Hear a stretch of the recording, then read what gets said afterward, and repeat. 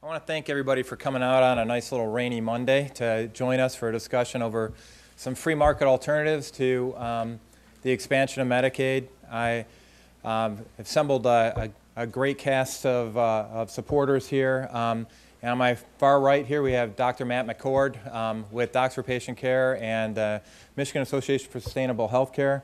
And we've got Dr. Rob Steele, also with Docs for Patient Care to my right.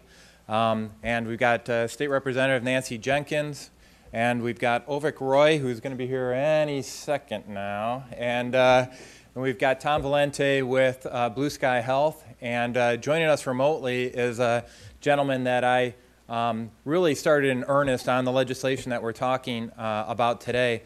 And we started in earnest after I got a chance to talk to Dr. Humbert, and out in he's out in Wichita, Kansas, and he has a direct primary care practice known as Atlas MD. And you'll denote from the enthusiasm that he has for it when we get him plugged in on this that he has a lot to share around this model. And this model around direct primary care makes the solution and this alternative that I'm talking about, which is, I call it the patient-centered care solution, viable, and something that I'd like for us to get serious consideration as an alternative to the current Medicaid expansion bill. And what you're going to hear from the beginning, people are going to think that it's too good to be true. What I'm offering here is a healthcare system for the citizens of the state of Michigan that actually increases the overall quality of care for everybody in our state, but actually lowers the cost of delivering that care. And people are going to sit there and say, oh, that just doesn't make sense, I don't get it. Well, the folks that are here with me today are going to help fill in the blanks for you to tell you that not only is this possible, but this is something that's already working throughout our country right now. This is not pie in the sky.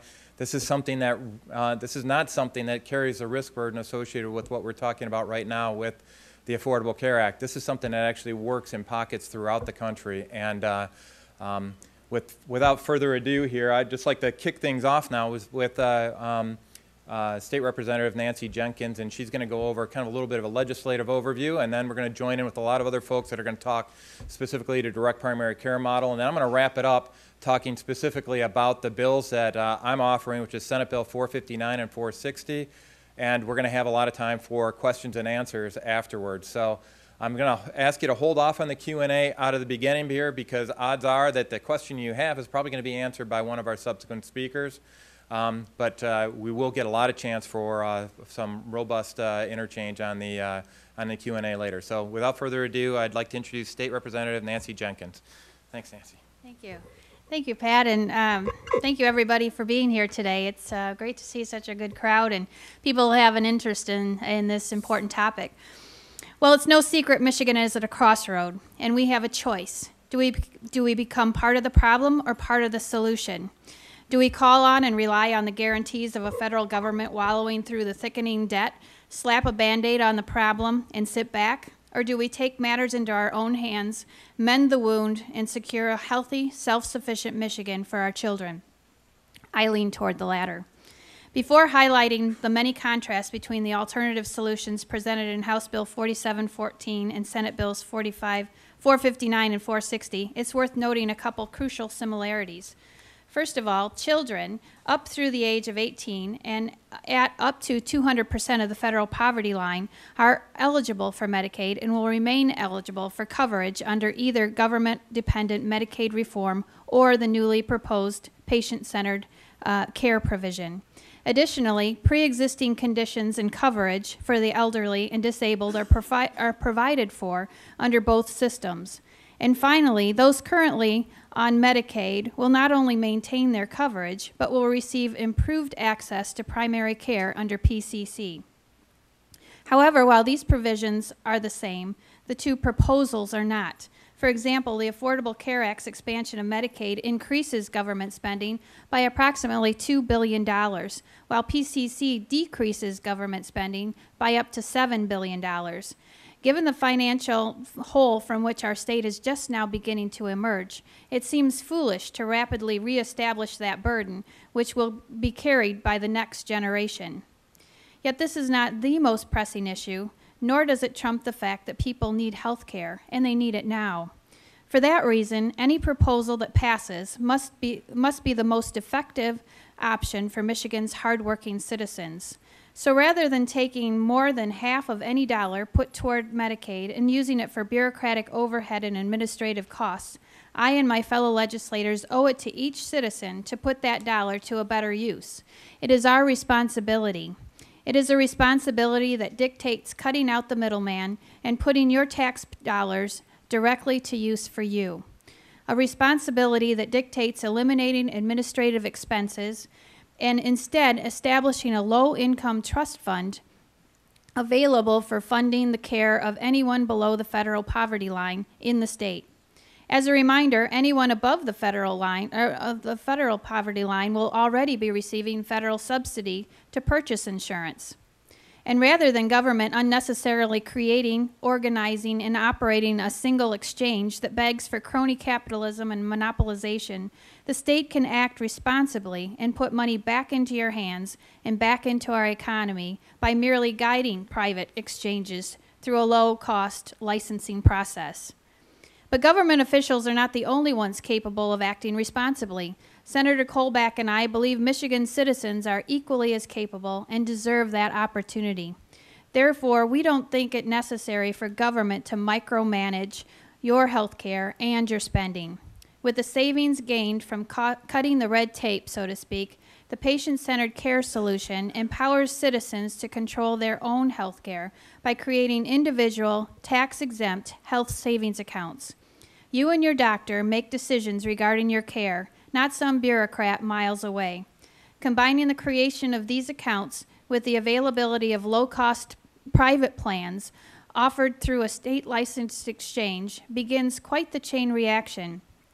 Commercial-grade private insurance for individuals leads to doctors being paid in full for their services rather than at the current Medicaid rate of 47 cents on the dollar.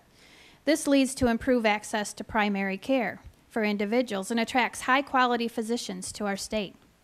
But the benefits don't stop there. Increasing competition among state-licensed private exchanges drives down prices, reduces premiums, and enables job growth throughout the state. Michigan will attract employers by eliminating the costs businesses would incur from high premiums and governmental mandates under the ACA. New businesses mean more jobs. More jobs mean lower unemployment. Lower unemployment means fewer on Medicaid, and fewer on Medicaid means increased funds and elevated care for those remaining in the program.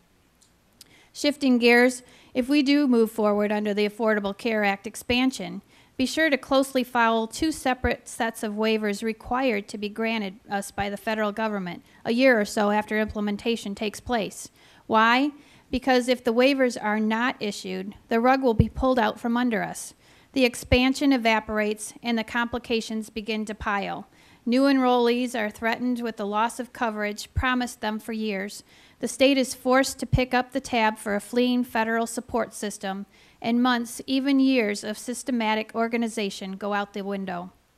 Now there is no doubt we must reform Medicaid, but inviting countless individuals to jump on a ship that is sinking amidst ever-deepening federal debt and uncertainty is not the answer. In fact, it is irresponsible. Repairing the ship and changing its course is the only long-term viable solution for Michigan, its health, its economy, and its future. The patient-centered care solution repairs that ship. It's an excellent reform and one that I am happy to support. Thank you.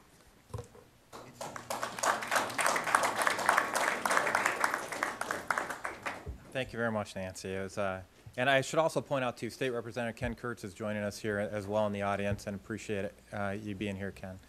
Now I'm going to move on to Dr. Rob Steele with Docs for Patient Care. And Rob's been fighting the good fight in regards to healthcare reform for quite a while, and I think you're going to like what he has to say on this proposal.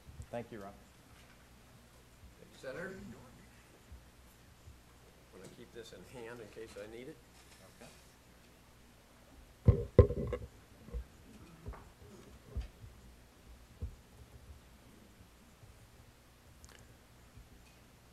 Well, a lot of things, and thank everyone for coming. I'm actually on vacation today, so spending it in the rain with Senator Colbeck is about as good a place as you could spend it. If you're going to be in the rain, you might as well make some progress for the rest of the folks.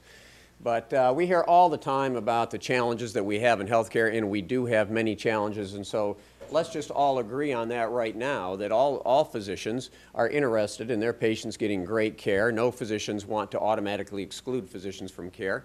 And then on the political side, we hear constantly that, one side or the other offers or does not offer alternatives, and that's completely false. And we'll discuss a few of those today, though I'm not really focused on solutions. I'm just going to run through a couple of quick things having to do with the Affordable Care Act. And so we do have the challenges, absolutely. We got runaway costs, we've got large number of uninsured, and with pre-existing conditions are an issue for people who have those, and getting insurance. That's widely variable depending on the states, because the states run via their insurance commissioners and the legislatures the insurance in their own state. And so are reforms necessary? Absolutely. There's no question that we need health care reform and in changes in our health care delivery system. But does PPACA, the Patient Protection Affordable Care Act, provide the solutions? Absolutely not. Virtually, as a practicing physician for 30 years, I can tell you that virtually every problem that we have in the delivery of health care and taking care of our patients, the Patient Protection Affordable Care Act makes virtually every one of those, exacerbates virtually every one of those. So remember before the bill, when we were trying to get this thing passed, all the great things about it. You could keep your doctor, you could keep your insurance, your family premium would decrease $2,500 if your employer was supplying your insurance. Your taxes would only go up if you were a millionaire. Don't you love the definition of millionaire that they use, greater than $250,000? It's great math.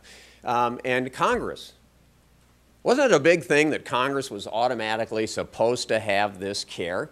I mean, that was one of the linchpins between getting the last couple of votes and buying off the senators and the House of Representatives who voted for this bill, was the fact that Congress was going to have to follow these laws. And on this issue, as you know, recently that just changed at the administrative level in Washington, D.C., and whether it's this or whether it's deciding to enforce some parts of the law or not other parts of the law, if Tony Soprano followed the law the way the administration in D.C. does, they would be up on RICO charges. They pick and choose what they want to enforce and what they want to do, and it's just crazy. Let's go ahead to the next slide. So these are numbers from the federal government. I'm not making this up. Over $1 trillion in new taxes, trillion in new spending. Just one of those things that changed dramatically. They estimated the cost at $930 billion beforehand. Now the CBO estimates the cost over 10 years to 2020 is $2.5 trillion. Long-term deficit increased $6.2 trillion by the Government Accountability Office. Half of the newly insured go on Medicaid. That's fully understood. Remember, one of the reasons we had to do it was get people covered? In the Affordable Care Act, 30 million will remain uninsured in 2019, according to the federal government. Congressional Budget Office. And of course, one of the big issues that's already confronting everyone is the skyrocketing insurance premiums. And let me just say, it's particularly the young. I mean, if any of you have 25-year-olds about to turn 26, I know they're sweating bullets and they're making their calculations. Am I going to pay the penalty or whatever, or am I going to buy the premium? Because the entire plan is based entirely on charging young, healthy people on the order of 2 to 3 times the amount of the premium that they would have to pay today in today's current marketplace. And if they cannot convince these young people to pay 1 month's salary, in most cases, at least for their health care, this whole program will collapse on the actuarial basis. But of course, you can go ahead, next one. Of course, there is no actuarial basis for health care delivery today. Now it's all prepayment rather than insurance. And the ACA is made up of these key things: the individual mandate, which the Supreme Court said was absolutely allowable, and it was in the basis of a tax. The employer mandate, which we've seen the administration has just decided we're not going to quite do that yet. Medicaid expansion, which was optional for the states. At least they recognized the 10th Amendment and the laboratory of the states there. And so then there's these other things that have to do with the actual care. The Independent Payment Advisory Board, Comparative Effectiveness Research Council, the Patient-Centered Outcomes Research, and the Electronic Health Record. And all of these things go together to help deliver and control the care. Now, of course, if you're going to manage the care via these other alphabet soup organizations and direct the care by the federal bureaucracy, then you need to have a way to do that. That is called the electronic health record. ACO is kind of a rebranding of an HMO, but it has the doctors and the hospitals in the same boat together, who then split the profits based on how much money they save out of the pool they're given at the beginning of the year. So in essence, you can translate that to less money spent by the doctors and hospitals, the more profit they will split at the end of the year. And that does change the equation a little bit when you're sitting in the doctor's examining room and you used to think that it was the doctor-patient relationship, and that's a critical problem with the Affordable Care Act, is this loss of the doctor-patient relationship and the insertion of a massive federal bureaucracy into that. So we can go to the next slide. Here, you know, it's great. We've got that right behind me. You know, down here in the corner here, this is the patient. Down in the bottom right-hand corner, that's the patient. Down here, this is the doctor. All right. Everything else it comes out of the Health and Human HHS Secretary. And of course, there's about 900 times in the Affordable Care Act where the HHS Secretary shall. They're allowed discretion in what they shall do. You know, so they basically get to make it up as they go along. And this, of course, is the problem with an ever-expanding federal bureaucracy, is when you change the political appointments of these positions, things could change dramatically the next time that the new person comes in, because they shall choose to do something else. So this is the disaster just waiting to happen. I was telling Senator Colbeck beforehand, I have a different one that goes through the thousands of new bureaucracies, rules, and different panels and so forth, and printed out in 18 font. It's about as wide as this table up here and as tall as I am. We can go to the next slide. This is the crux of it. The Affordable Care Act places an expanded federal bureaucracy between the doctor and the patient, fundamentally changing the doctor-patient relationship. And this strikes even more to the fact that now most physicians are becoming employed by these organizations, and they are now no longer actually having a fiduciary relationship with the patient. They are now having a fiduciary relationship, perhaps through an ACO, with the hospital systems. And this is a critical breakdown in this idea of the relationship between the doctor and the patient, and having a true alignment of incentives in all ways. We can go to the next one. The care is controlled and the information is controlled by this huge bureaucracy, and from a physician's point of view, this whole idea of privacy and the confidential patient information and how care is delivered is just absolutely critical. We have the care coming via the IPAB and the effectiveness research. It's monitored via the electronic health record. Now, we know that the IRS, that great bureaucracy with which we have tremendous confidence, is actually in charge of the health care bill. They're not in charge of just only the 47 new tax provisions. They are actually in charge of coordinating all the data. And if you've noticed now on your W-2, you will see that there's a new line down there. If you have employer-based insurance, you will see a line on there that tells the value of your employer-based insurance. Now, why is the IRS collecting that now? Well, they need to make sure their systems are working presently, so that if later on they need to go ahead and tack that onto your taxable income, they already have the data and fit into the box, and they just have to hit the different button. Now, of course, you've read a little about, maybe you have or haven't, the data hub. Now, the data hub, this is the central data hub, okay? It connects all these various organizations, Medicare, IRS, HHS, all the bureaucracies from the individual states, the Office of Personnel and Management, the Homeland Security, Defense Department, VA, and the Peace Corps. I got to believe the NSA is in there somewhere. I mean, I don't know. So now who's going to have access to this data hub? Well, all the various organizations that are helping to educate and enroll people into this new healthcare system, because you've all heard they want to get people enrolled and in the exchanges and this sort of thing. So there's been tons of money set aside in the bill to go out to these various community organizations. Now, the word community organization, you know, came up pretty prominently a few years ago, and in fact, it is literally many of the exact same community organizations that you in this room were familiar with that are literally in charge of enrolling patients into the exchanges. And it has already been determined by rule that the various insurance groups and these people registering have access to the data hub.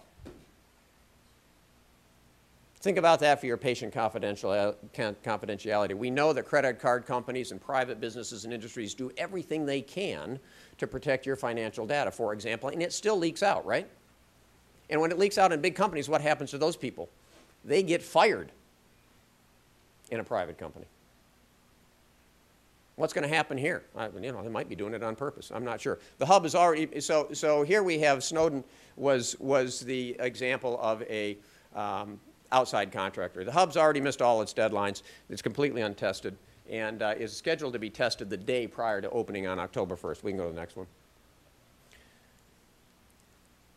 Just a quick comment on the AMA. You hear a lot about the AMA supporting this. Do doctors support it? The majority do not. The AMA has less than 10% of all physicians as paid members in the AMA. The AMA derives 70% of their income from a contract via the Centers for Medicaid Services, Medicare Services, and so they are not really that interested. Same for ARP.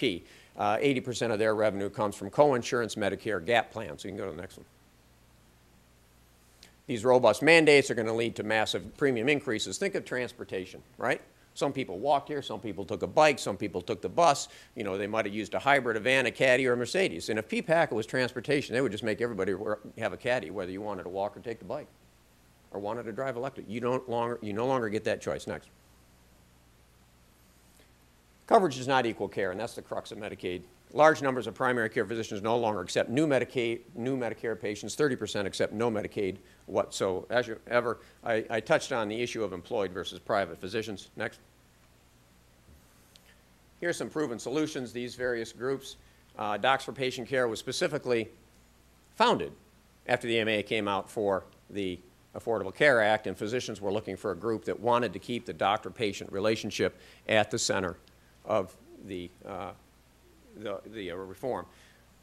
In medicine, we use a treatment because it works. We don't use a treatment because it's available. Medicine's a discipline with fantastic innovation throughout the years and all kinds of care strategies, technology, pharmacology, the whole thing. And this same innovation should be applied to the delivery systems. Massive inefficient bureaucracies between the doctor and patient should be used the same way leeches are in medicine. Rarely and only after proven effective. The great business leaders in Michigan have gotten that way by becoming innovators. They would never stake their own company's future on a failed business model. They would only invest their future capital into something that was going to be proven to work, offer great value and opportunity. So the executive and legislative branch have done that exact same thing over the last 2 years. We've seen incredible data-driven public policy changes that have led Michigan up, you know, to skyrocket up among many of the rankings here in the state. And they should once again demonstrate the same innovation when it comes to Medicare reform or the Affordable Care Act and the opportunities that we have available within that, and build on that legacy of innovation that they have and that the state of Michigan has had throughout its history, whether that be in technology, natural resources, or in medicine. Thank you very much.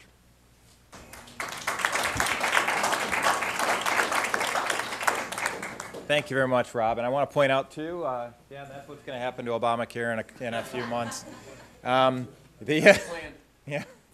That train wreck is about to happen. But in the meantime, we want to go off and provide a couple more folks to talk here. And I want to point out, too, that Rob listed a couple of direct primary care models. We've got Dr. Josh Umber with Atlas MD is going to talk about another direct primary care model. And also, we've got the COO for Blue Sky Health, which is actually here in Michigan, that's going to talk about direct primary care as well. But without further ado, we're going to do a quick segue, Ovik. We're going to segue over to Dr. McCord here, and Matt's going to give us a quick overview, once again, from sustainable healthcare perspective and Docs for Patient Care.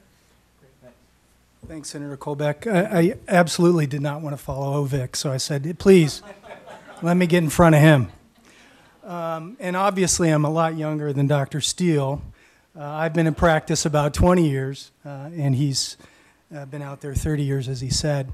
But I've also been a patient for 50 years, so I am an industry insider. I'm the epitome of that, actually. I'm practicing tomorrow. I'll be taking care of patients all day tomorrow.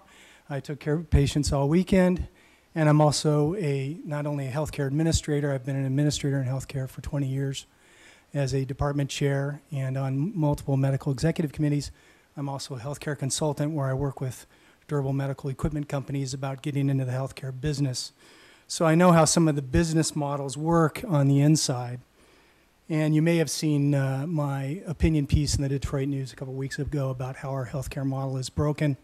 There's a copy of that also in Kevin MD, which is a national healthcare blog. You can look all those things up. Our model for healthcare really has been broken for really 2 generations, 50 years. Americans really don't know a different model. than this third-party intermediary managed healthcare model that we exist in. Whatever solution we come up with, it needs to be sustainable. What I mean by that, it's got to solve the math. It's got to solve the cost and access problems. Having insurance for healthcare does not mean you have access to care.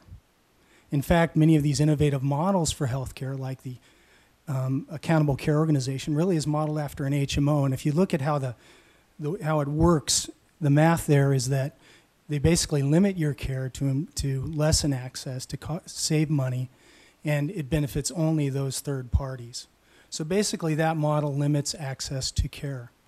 This will be important moving forward because there's another confluence of event, a significant event that's been happening since 2011. And since 2011, 10,000 Americans are turning 65. That's happening every day. That'll happen for the next 18 and a half years. So whatever model we come up with has to solve these problems. You need to have something not only to help on cost, but help on access to care. It's just these sort of innovative models that will work. And that's why I'm here. I'm busy enough. I'd like to come tell people about something that might actually work for healthcare in America, and this, I think, is the model going forward. Let me give you an idea how healthcare is in America today. If air travel was like healthcare, you really don't know if you're flying first class or coach. You don't know if the plane's airworthy. You don't even really know your destination. And you didn't notice that they charge you $1,000 for that bag of peanuts. I mean, you're completely decoupled from the commerce of healthcare. You're totally disengaged. You know, maybe if we get individuals more engaged in their health care, we might start solving some of these other problems, like our morbid obesity problem, like our diabetes problem. Maybe if they were actually engaged and they realized they shouldn't eat 24 donuts in a day, and they'd see a financial benefit from having healthy behaviors, we'd make some impact on that. And we need to, as Americans, to be competitive as a society. I'll give you an example of how the math hasn't been working for us. Since back in 1980, 20% of surgery was outpatient surgery. Now, 80% of surgery is outpatient surgery. There are major benefits in lowering costs in those differences, right? But we have never seen that. All we've seen is increases and increases and increases in the cost of healthcare and health premiums. None of that's been conveyed to us, and yet, again, about 80% of the patients that I take care of now, we send out the door within about 4 hours of their surgery, maybe 2. Also, if you look at Massachusetts, they really were the model for what the Affordable Care Act is supposed to create. And if you look at their 2012 budget, healthcare now makes up 54% of their state budget, healthcare costs. Since 2006, that's increased 59% since 2006. Their costs on education, of course, they had to cut. It's 15% less. Costs for police and fire have decreased by 11%. Costs for bridges, infrastructure, decreased by 23%. To get around those things, they're already talking about how they can limit and ration care. I'm not sure that's a sustainable model for Michigan or America. Also, bear with me. We just, as a final thought, we need to think about how we can do a better model. The RAND study from 2012 showed us that once people have skin in the game, they have just minimal skin in the game, it totally changes their behavior. What I'm saying is that we don't need any more open bar healthcare where a middleman decides how the money's being distributed. We need cash bar healthcare where the individual's engaged. There's a collaboration between that individual and their physician or nurse or what have you, who's ever going to provide that care. And it's a decentralization that it benefits all parties. We need win-win healthcare. We don't need, lose-win, lose healthcare, where the only folks winning are the middlemen. America needs a different model for healthcare, and I think Dr. Roy and others are going to talk more about that. Thank you.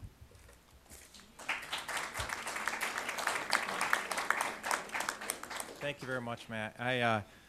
One thing I want to emphasize, too, all the people that have come on board with this patient-centered care solution, this wasn't a case where somebody in the federal government or a lobbying organization came to me to say, we need to go off and do this. This is a case of us going off and saying, what if there's a better way of going off and doing it? And as we started talking about it, more and more people started coming on board saying, yeah, that's the right direction. So I want to thank you guys very much for taking time out of your busy day to come join us. And I think you painted the backdrop of what's going on in our current healthcare system very well. And to put some accent points on that right now, I'd like to introduce Obamacare Roy from the Manhattan Institute or Manhattan Policy Institute, correct?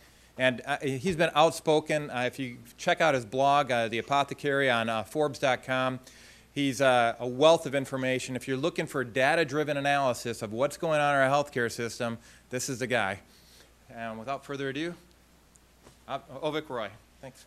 Thanks, Senator Colbeck, and thanks also for giving me a reason to come back to Michigan. My mom is always happy to have me in town for a couple of days, and gives me a chance to have some home cooking. So thank you, and thanks for being here today. This is such an important topic, for our state. I'm going to give you just a brief overview of Medicaid in general and how Medicaid affects state budgets, and particularly Michigan state budgets, and how Medicaid works. And I think the first thing I want to emphasize is that just because you get a piece of paper that says you have health insurance doesn't mean that you're actually getting health care. Health insurance is not the same thing as health care. Let's go to the first slide here. So Diamante Driver was a young boy, 7th grader, who lived in the poor suburbs of Washington, D.C., in Prince George's County, Maryland. And he was, in 2007, he died of a toothache.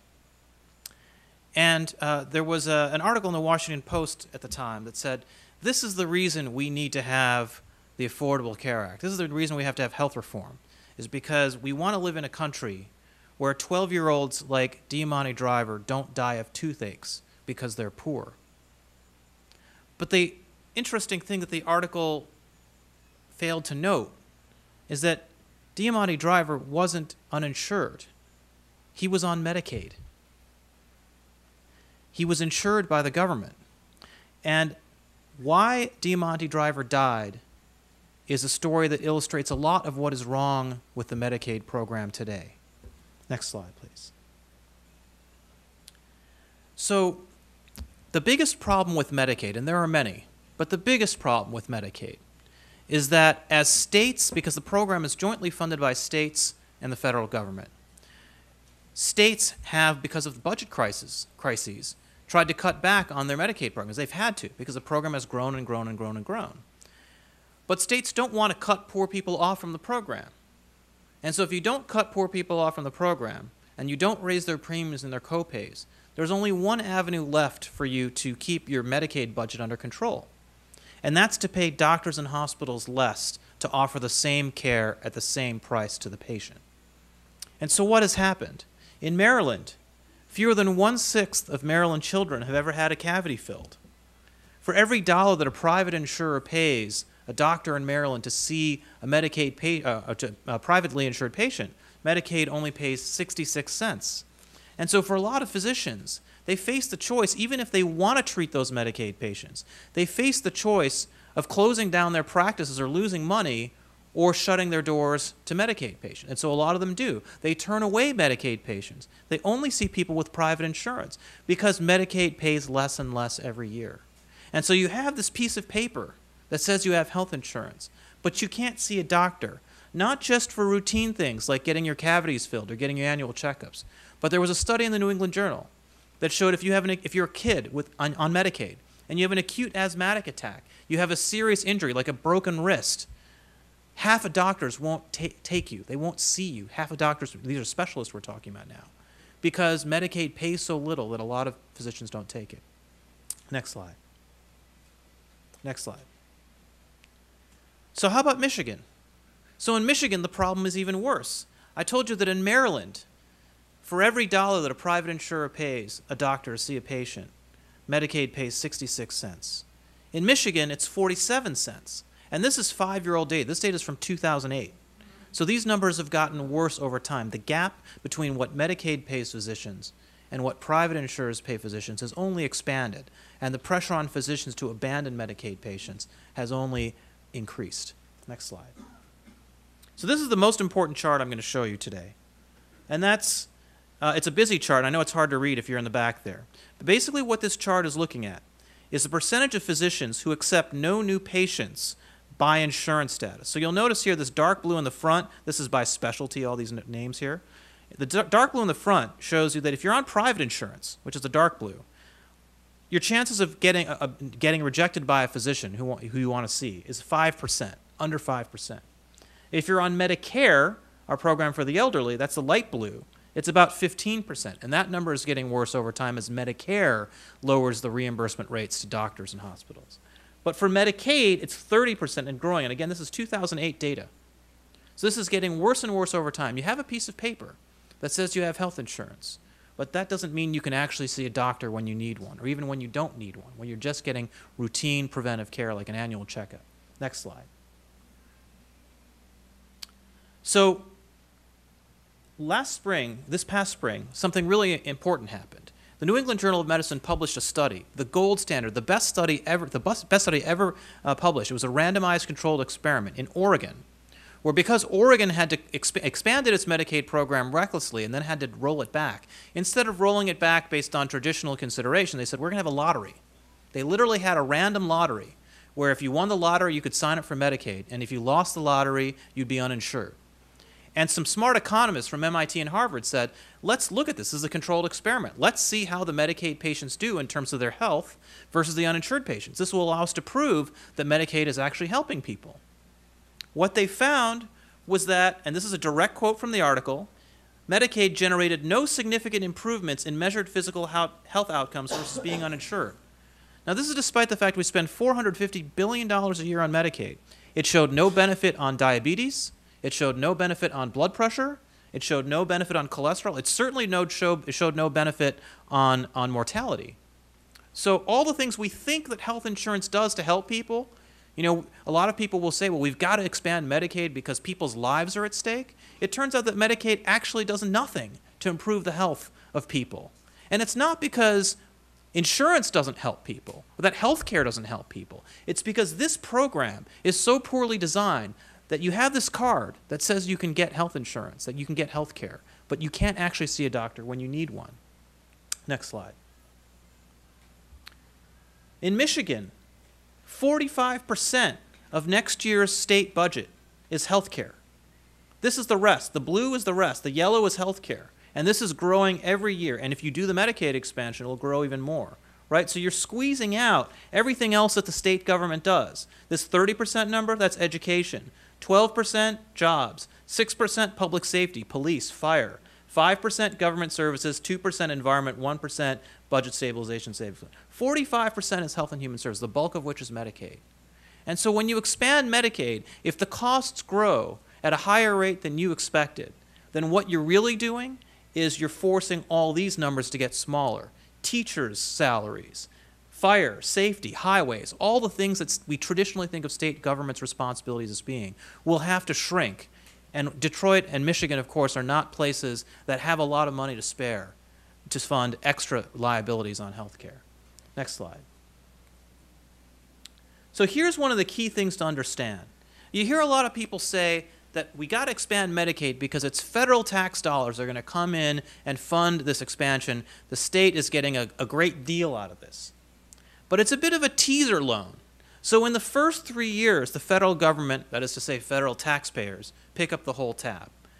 But as time goes on, the federal contribution shrinks, and it declines to 90% from 2020 and thereafter. And you may think, well, the federal government's still funding 90%. That's still pretty good, right?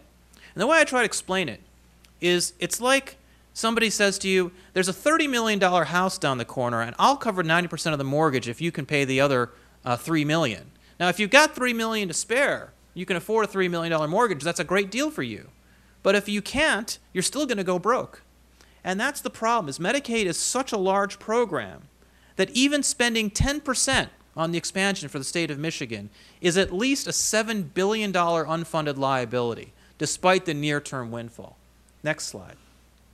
And as I mentioned, by the way, the last bullet on that last slide, Congress may reduce the matching rate. So they say it's 90% in 2020 and thereafter and forever.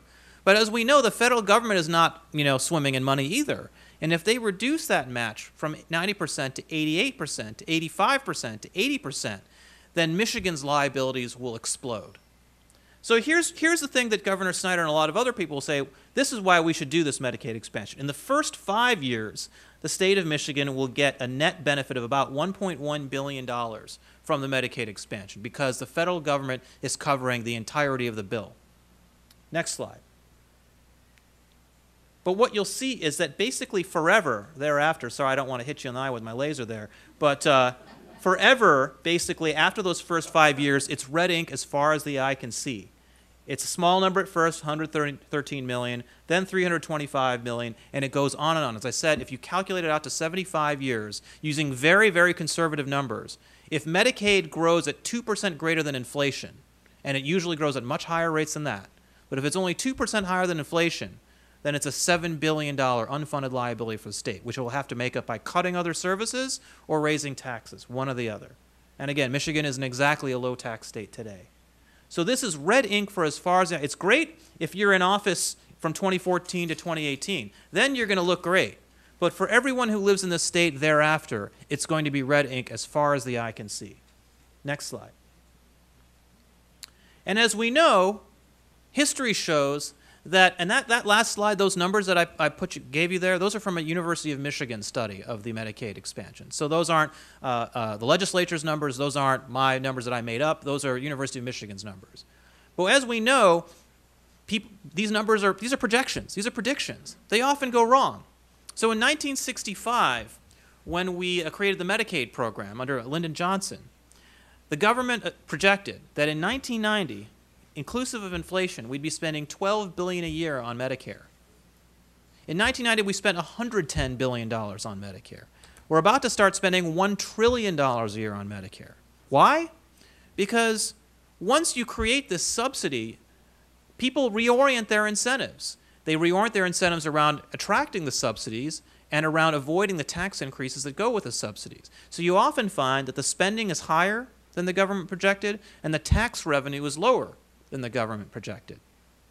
And we see this already with the Affordable Care Act. So right here, and again, this is hard to read from the back, but these three numbers, these three bars, are 3 different times the Congressional Budget Office estimated the costs of the Affordable Care Act.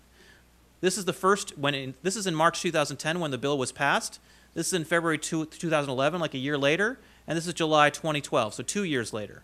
And you'll see that the cost of the bill kept going up every single year, and the deficit reduction of the bill went down every single year. Because even though the law has barely been implemented, it's already true that the law is costing more and returning less in tax revenue than it was projected to at the time that it was passed 3 years ago. Next slide. Another thing to understand about Medicaid is that it imposes a silent tax on people with private insurance. So we think of this, well, it's a great deal because the federal government's spending all this money. Well, here's the thing. Not only will Michigan's own taxes or spending in other areas have to go down or up, depending, to accommodate this expansion of Medicaid, but people with private insurance will see higher premiums because Medicaid, as I mentioned, pays doctors and hospitals a lot less than commercial insurers do. And historically, what we've seen is that when government insurers pay less, private insurers are charged more.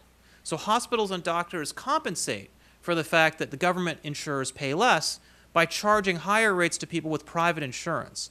So you're almost certain to see, as Medicare and Medicaid expand, because of course Medicare is expanding because baby boomers are retiring, and Medicaid is expanding because of the Affordable Care Act, you're going to see a huge increase in the rates charged to private payers to make up for the fact that government payers are paying less. And this is an important point. You hear hospitals. Hospitals are lobbying heavily for this Medicaid expansion because it's extra dollars for them.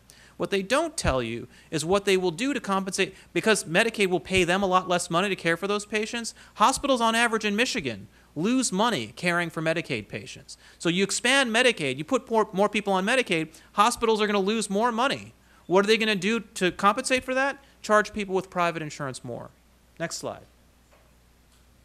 This is the other thing about uncompensated care. So again, we hear this thing about uncompensated care and how this is such a serious problem. It turns out, as a percentage of national health expenditures, you know how much we spend on uncompensated care in the emergency room? 1.79%. And of that 1.79%, only a third actually is addressed by the Medicaid expansion. So the fact is, the Medicaid expansion only addresses 0.76% of the amount we spend on health care. So you'll hear this line, well, we've got to deal with the uncompensated care problem because your premiums are higher because of uncompensated. That's not true.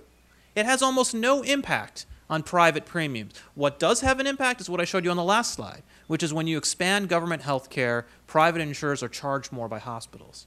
Next slide. So what do we see in Massachusetts? In Massachusetts, when they went with Romney Care in 2006, they found emergency utilization didn't go down, it went up.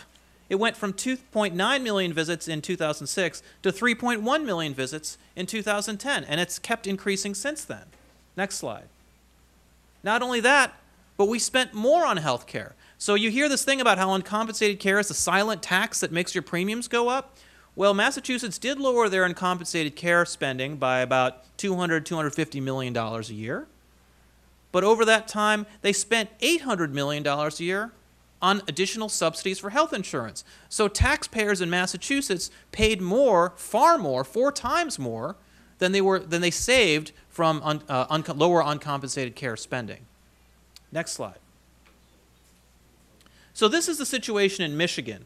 If you expand Medicaid, you're going to see this purple is the stuff are the people who are going to be covered by the Medicaid expansion. These are the people who are going to be covered by the exchanges in the purple. The green are the people who are going to be covered by the Medicaid expansions, and the blue are the people who are already covered by the existing Medicaid program. And this is the Medicare population here. Next slide. If you don't expand Medicaid, eligibility for the exchanges drops down to 100%. And that's really important because about a third of the population that we think of as a Medicaid expansion population would actually be eligible for the exchanges under if you decline to expand Medicaid or you do something other than expand Medicaid, if you use some other approach that doesn't involve the traditional Medicaid expansion. So you can address a lot. That's 100% federally funded with private insurance. Next slide. So we're going to talk, and we've already heard from Senator Colbeck, you're going to hear today about alternatives to expanding Medicaid. The key need is to give these people primary care. That's what they don't have today. Give them a chance to have primary care where they can see a doctor to address their heart conditions, their high cholesterol, their blood pressure. Some states have done this, next slide, like Indiana and Florida, and there are other examples we can learn from. But the key need is to address primary care, to give these people access to care, not access to a card that suggests they have health insurance. Next slide. And let's keep these individuals in mind. You can say that you have a card, but unless you have access to health care, it's meaningless. So let's find a much more efficient way to do that, and we can. Thank you very much.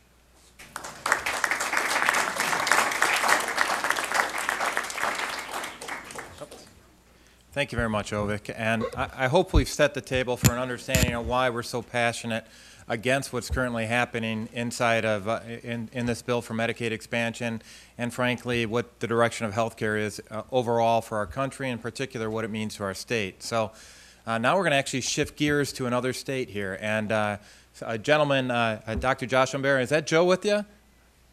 Josh? Oh, that's right, Dr. Doug Nunemaker. Actually, he was the one that plugged me into this in the first place. He was up on the Fox News. He had a special on the Huckabee, and anyway, that's when I actually found out that what we're proposing here today was actually something that we could actually implement here in the state by taking advantage of a little-known loophole inside of the Affordable Care Act. So, without further ado. You know, we talked about how bad it is right now. Now we're going to start talking about solutions. And I got to tell you, these guys have the most energy out of anybody I've known. They're not only doctors and physicians, but they're entrepreneurs. And when they're given a barrier, they figure out how to get around it and actually how to make things better instead of just say, oops, I guess we can't do anything like that. These are the type of folks that we want to promote. Just like Tom Valenti's going to be talking up here on Blue Sky Health. This is that little get up and go and gusto that I think we need, and that innovation that we need here in our healthcare system in the state. So without further ado, let's go on over to Wichita, Kansas, and Dr. Josh and Dr. Doug. Thank you very much, guys, with Atlas MD.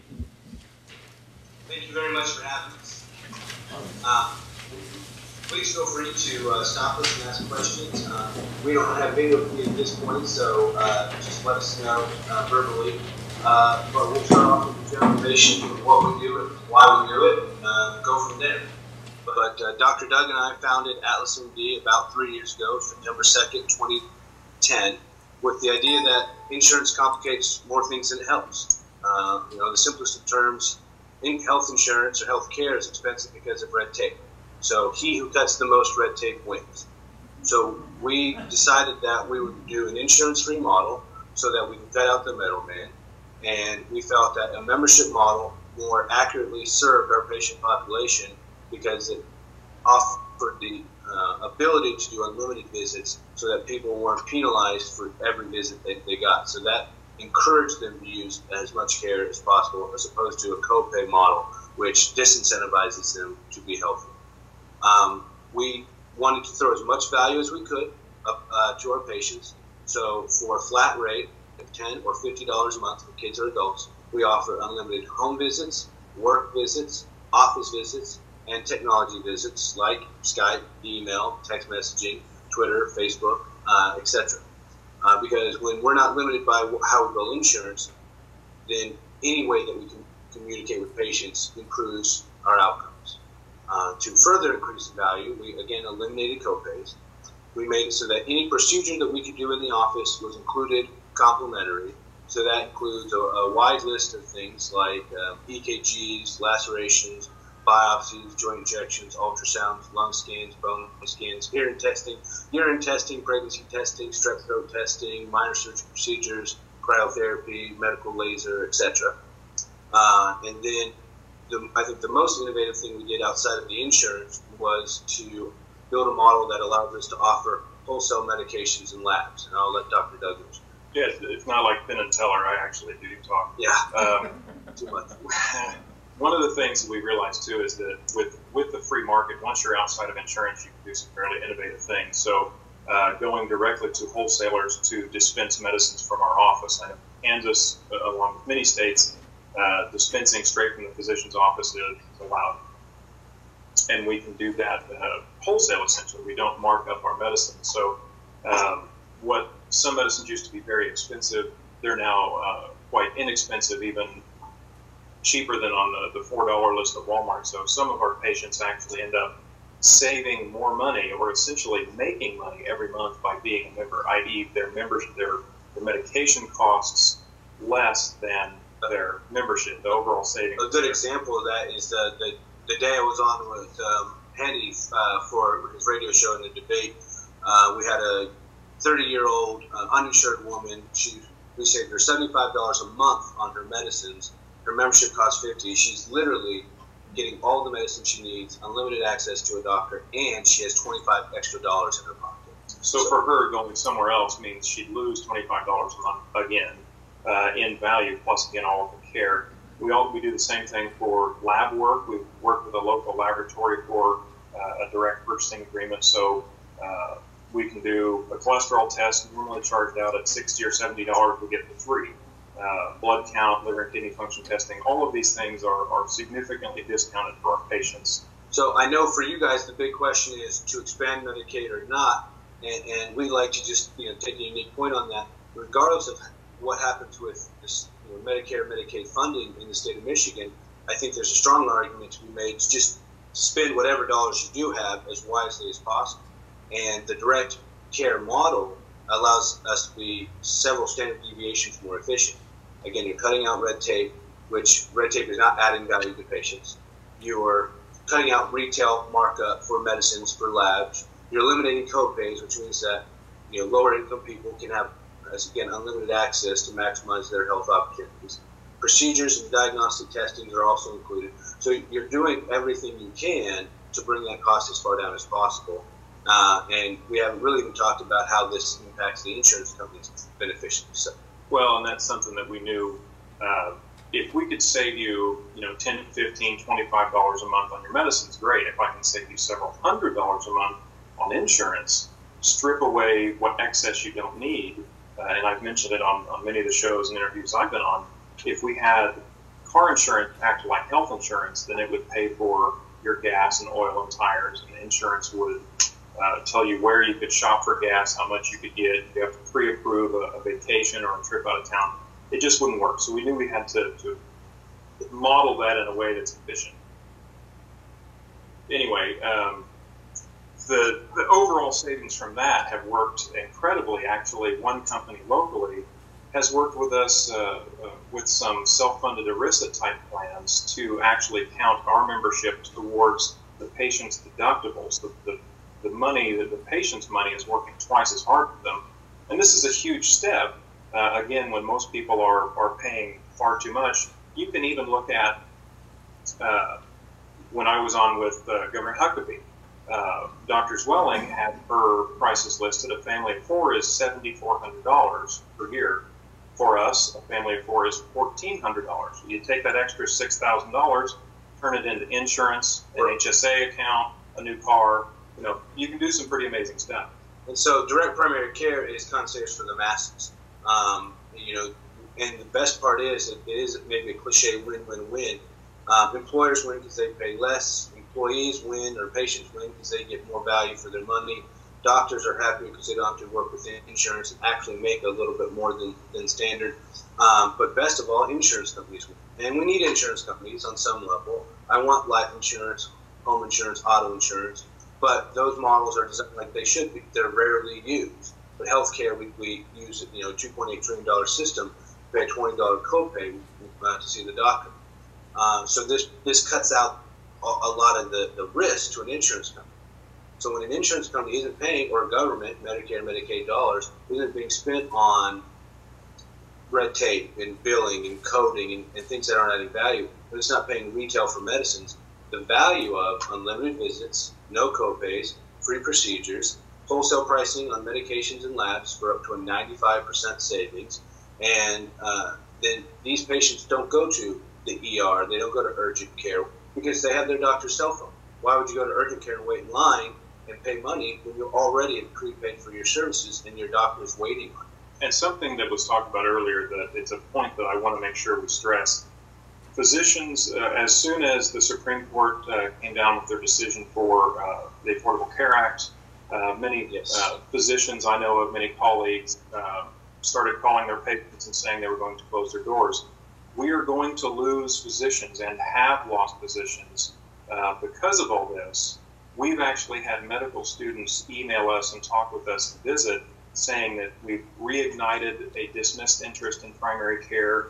We've had physicians from all over the country come to our office and mention how this is something that will keep them not only sane, but actually keep them practicing medicine. We cannot afford to continue to lose physicians at the rate we are, and we absolutely need to find a way to get people interested in primary care, make it a specialty that people are interested in versus all of the subspecialties that people are going into. So, excuse me, Dr. Newmaker and Josh, I just want to, the folks are in the audience right now because they've got to get going here fairly quickly. If there's anybody who has a question for either of these doctors, we have a microphone up in the front, and I encourage you to come on up. But I think you guys can kind of sense the inspiration for the name of the company there with that poster there.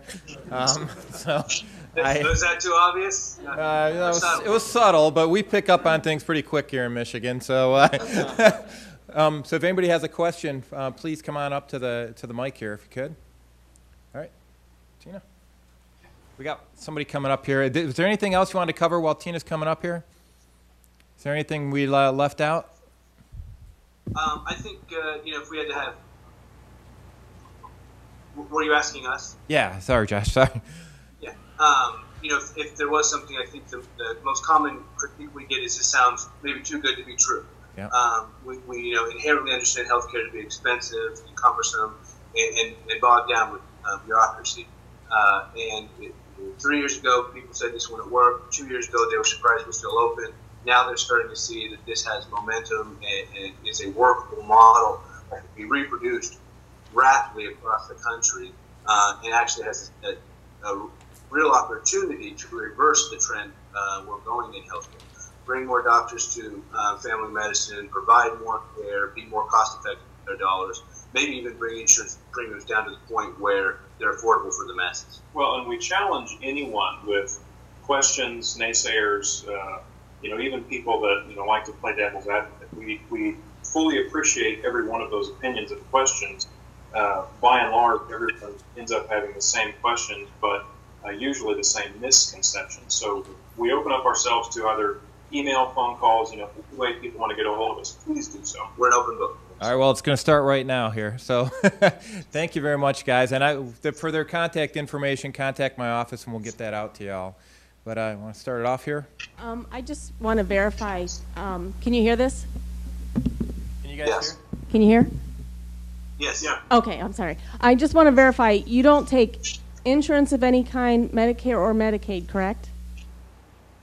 We don't bill or accept any insurance. We accept everybody regardless of their insurance status. And the main reason for that is with as soon as you accept one, you're bogged down with all the same procedures, policies, mandates. That's really what got this whole thing started. So In for a penny, in for a pound. yeah. Okay, I totally understand that. Where is there an exchange in your state, and how are you guys involved in that, if at all? Kansas is not elected to run their own exchanges, so they'll be run by the federal government, if I understood the question right.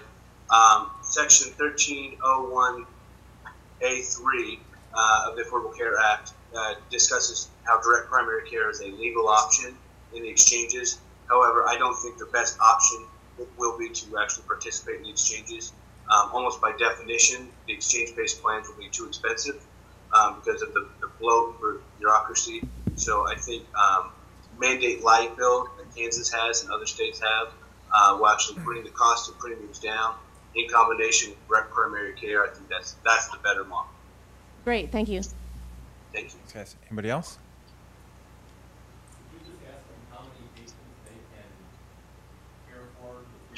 Yeah, well, first of all, Josh, how many physicians are in your practice for everybody here? We have 3 physicians. We're the fastest growing practice like this in the country. And how many patients do you serve with those 3 physicians? We have 1,212 as of this morning. Okay. All right, another question here. Yeah. Any pushback from the federal government? Are they trying to knock you guys around? None so far. Okay. So, and I think it's hard to push back against the model designed to really be appropriately care for the masses. $10 for a kid is cheaper than the insurance. And so, free procedures, no co-pays. There's so much value in this that I think there's very little solid ground for someone to critique this model. It is a more cost-effective model. Even if the states decided to pay the memberships or involve this in, everyone's looking for ways to cut the cost of health. For a quick example, I looked at data for just Kansas Medicaid, and in 1 year alone, on one dose, one medicine, usually used for either seizures or migraines, the cost paid by Kansas versus what it would have cost us expensive, the state would have saved $135,000 on one medicine alone. So if you look at this on a grand scale, you're talking about a significant impact on the state budget. Yeah. And Josh, for the people here, can you remind them of your first client that you had? How much money did you save them? There was an employer, a small employer that you took on as your first client. Do you recall what figures you had there? I'm sorry, could you repeat that? Yeah, when I was talking to Josh early on, the first client that you had taken on was an employer, and the cost savings that you received for that employer and the rate of their invocation of the deductible was reduced to such an extreme amount. I just wanted to kind of convey what that % reduction in their health care cost was for everybody in the audience. Sure. Johnson's Garden Center, and they've allowed us to use this example. It's approximately 50 employees and family members total. They were looking at a 20% increase in their health insurance costs. They had cut pretty much everywhere else. They were looking at either letting employees go or no longer being able to offer insurance. They really were on the fence with that. We came in, reworked their insurance to a high deductible type plan, a better designed one, and the overall savings were about 55% less than what they were already paying. So you're looking at a 75% decrease. They paid half of their employees' $50 a month membership. So it dropped the savings down about 10%. So overall, still 45% savings. And over the last 3 years, we have about a total of an 80% reduction in their expenses. And interestingly, the first year the first 12 months that we took care of them, their rate only went up by the minimum rate increase, which essentially means they filed no claims to their insurance. So 50 people filed no claims, and we relocated, dislocated shoulders, did injections, school physicals, DOT physicals, etc. So it really does work on a company-wide scale, and we have more employers now with the same data. That's the power of primary care and preventative care services, and I want to emphasize that. That's one employer. What if we actually created a market here in the state of Michigan where that was the norm? What do you think that would do from a job growth incentive perspective? What do you think that would do to, instead of turning healthcare costs into an impediment, which is what it is right now under the Affordable Care Act, what do you think that would do in regards to incentivizing people to hire people and stop forcing full-time employees to go to part-time? So this is very powerful beyond the context of the Medicaid expansion debate. That's why we talked about this as an overall healthcare system and not just an alternative to Medicaid expansion. So, hey, I know your time's tight there, Doug, and I thank you very much for your and Josh's time here. If you can stay online, you can have us on in the background or whatever, that would be great. But otherwise, we're going to move on to our next speaker here. But thank you guys very much for getting out and getting the good word out about direct primary care. If it wasn't for you guys, I wouldn't be plugged into this right now. So thanks for getting the word out.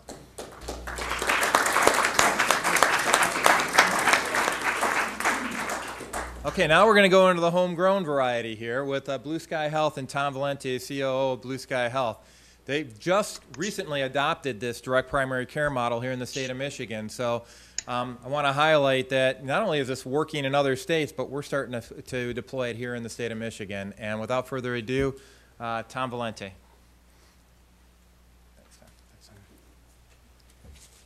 Good afternoon. I'm Tom Valenti, President and Chief Operating Officer of Blue Sky Health, and I want to thank Senator Colbeck for inviting me here, but also thank him for his guts on this issue, because we have a chance to reform our system, all of us here.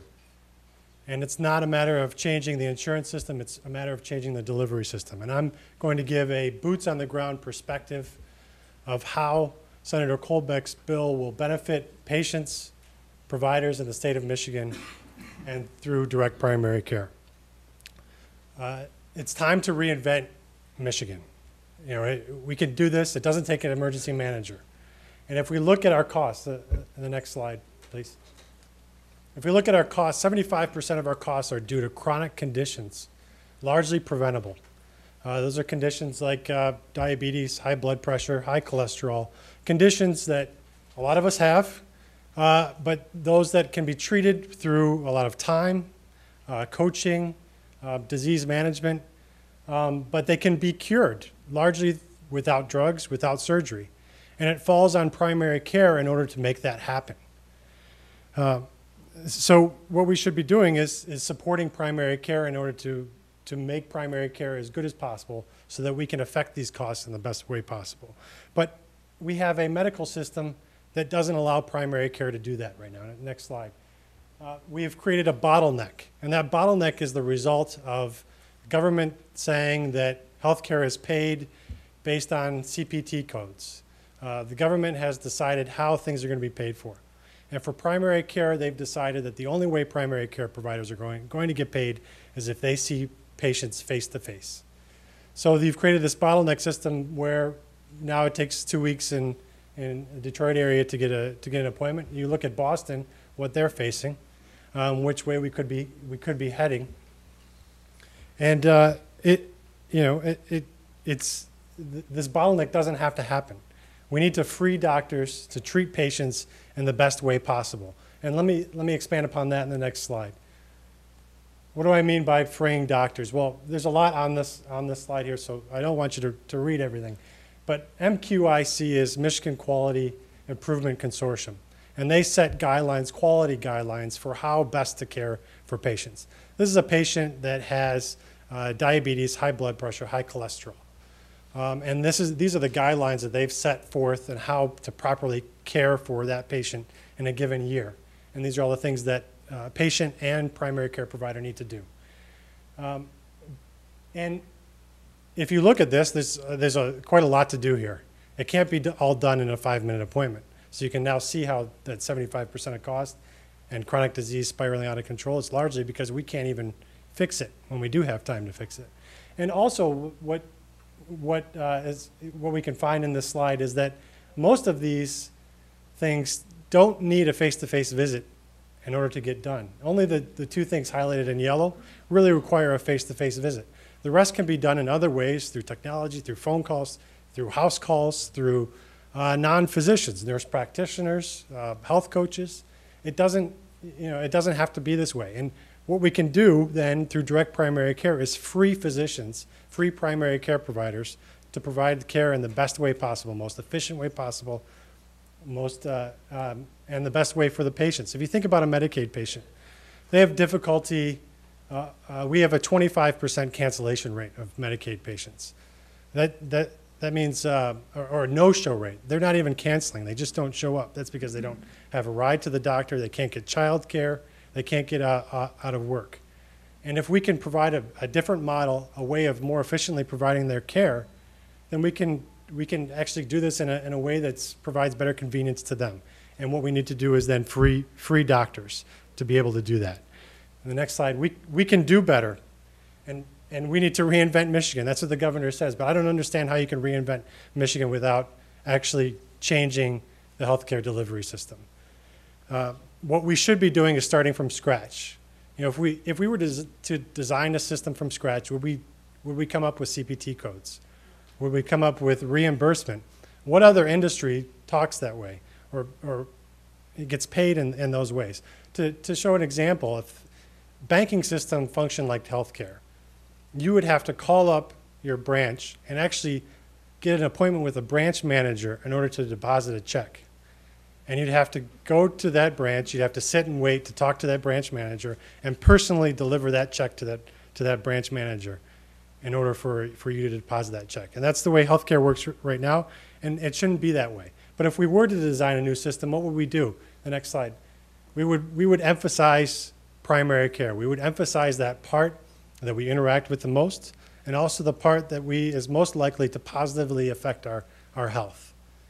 And so what we want to do is change from the pyramid on the left that we currently have to what we have on the right here. And free doctors to care for us the best way possible, and direct primary care does that. What Senator Colbeck is proposing does that. It allows us to do that. And two additional things I would just mention on this slide is we have Blue Cross Blue Shield of Michigan is promoting their patient-centered medical home initiative. That is an improvement within the current system, but it's still within the current system. It doesn't remove the bottleneck. They've invested a lot of time, effort, money in that initiative. It is, like I said, an improvement in the current system, but they are reluctant because they're so invested in that model to actually say that direct primary care is better. Also, from a hospital, hospitals do amazing work in this state. We have some great hospitals. If you need a heart transplant, you need heart surgery, we have great physicians that can do that, great places to go. But a hospital executive that looks at this slide, it would scare them to death because we are affecting their revenue and we are affecting what is cost to us, but revenue for them. So that's why our existing institutions want to continue with the status quo. The next slide. So we've freed providers. It's good for providers. How is it good for patients? Well, the governor talks about providing value for money in everything that we do. And for patients, through direct primary care, through Senator Colbeck's plan, we now provide that value for patients. We give patients tremendous power through direct primary care. The patient now is taking money and directly paying their provider for care. If that provider does not provide good value, that patient can go somewhere else. And now you have doctors competing for Medicaid patients. What doctor competes for Medicaid patients today? None of them do.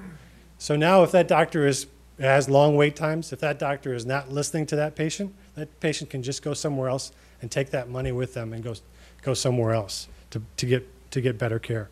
And this is not a left, right, center issue, Republican, Democrat. This is an issue of, are we actually helping people? And through this model, we finally can. So it's good for providers. It's good for patients. What about the state? I cannot emphasize this enough, that this plan will be a game changer for Michigan. This would make Michigan a leader among all of the states in the country. This plan is more better changes the system in ways that no other state has been able to do. Not Massachusetts, not Utah, not any of these other states that so-called fix health care. And we would turn Michigan into a model for the rest of the country to follow. All of the states would be looking to us. We would be a leader in something for once, instead of on the front page for something negative. And we also, on the next slide, you can see we've now empowered patients, we've empowered providers. So now those parties need better tools for communication, better tools for tracking, better tools for care coordination. So you have all of these healthcare startups around the country, and all of these various startup incubators or accelerators. And they want nothing to do with Michigan right now. But if we actually created this model, put this model in place, they would all flock to Michigan, because we finally have a marketplace for which they can provide their goods, their better solutions. We're providing, therefore creating a new industry, new jobs to come to the state. We're not putting any tax incentives in place. We've homegrown, developed a new industry in this state. Now, the next slide, please. Blue Sky Health is ready to go here. We talk about direct primary care with employers, with patients every day. We are not some fringe organization. We've been around for a while. We're actually one of the first 100 practices in the state to receive the patient-centered medical designation. Our founder actually sits on the primary care leadership committee for Blue Cross Blue Shield. But we are staking our reputation. We are putting our reputation on the line for Senator Colbeck's plan, because we believe this is better for patients, providers, and Michigan. So it's up to us to demand that our leaders act. It's up to us that the Senate acts to make sure that they act. And it's up to us all to push to reinvent Michigan. Thank you.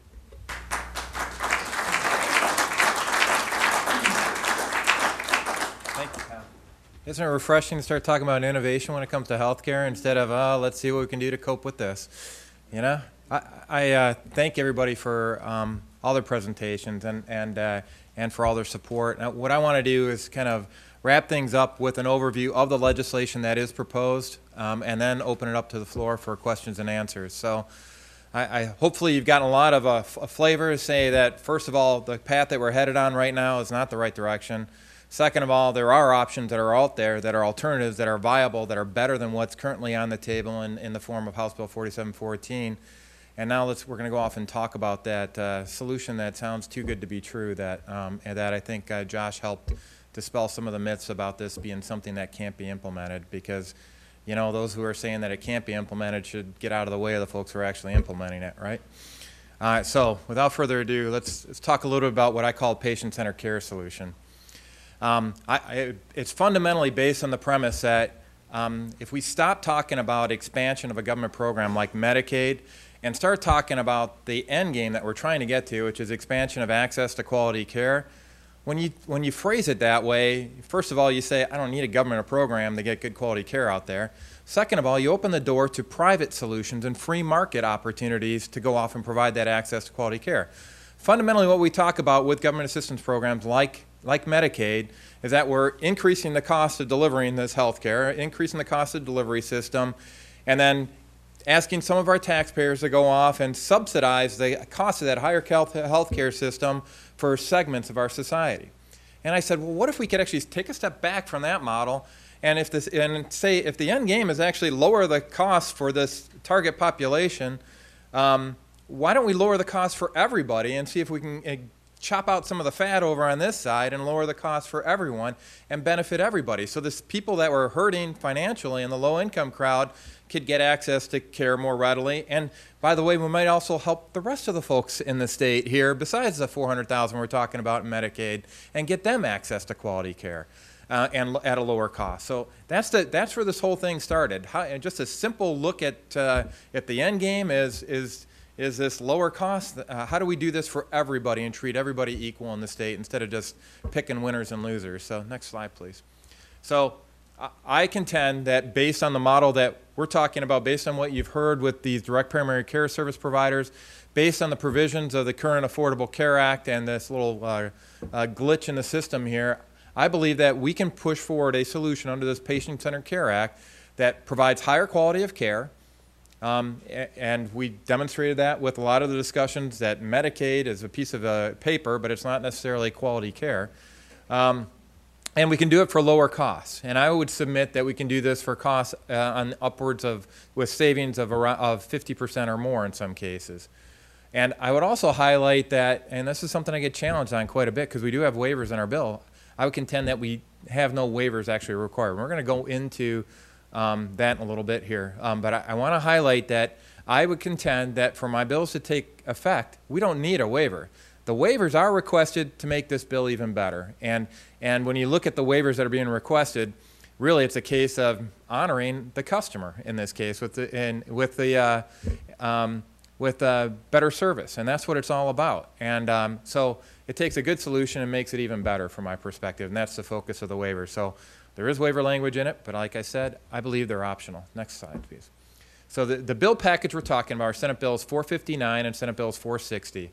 Senate Bill 459, I call it the plumbing bill. It's providing a regulatory infrastructure to allow us to check the box on things like qualified health plan and make sure we meet our minimum essential benefits. It actually establishes a government assistance portal that essentially determines, helps us to consolidate all these different government programs and into a single location, figuring out whether or not somebody's eligible for government assistance or not.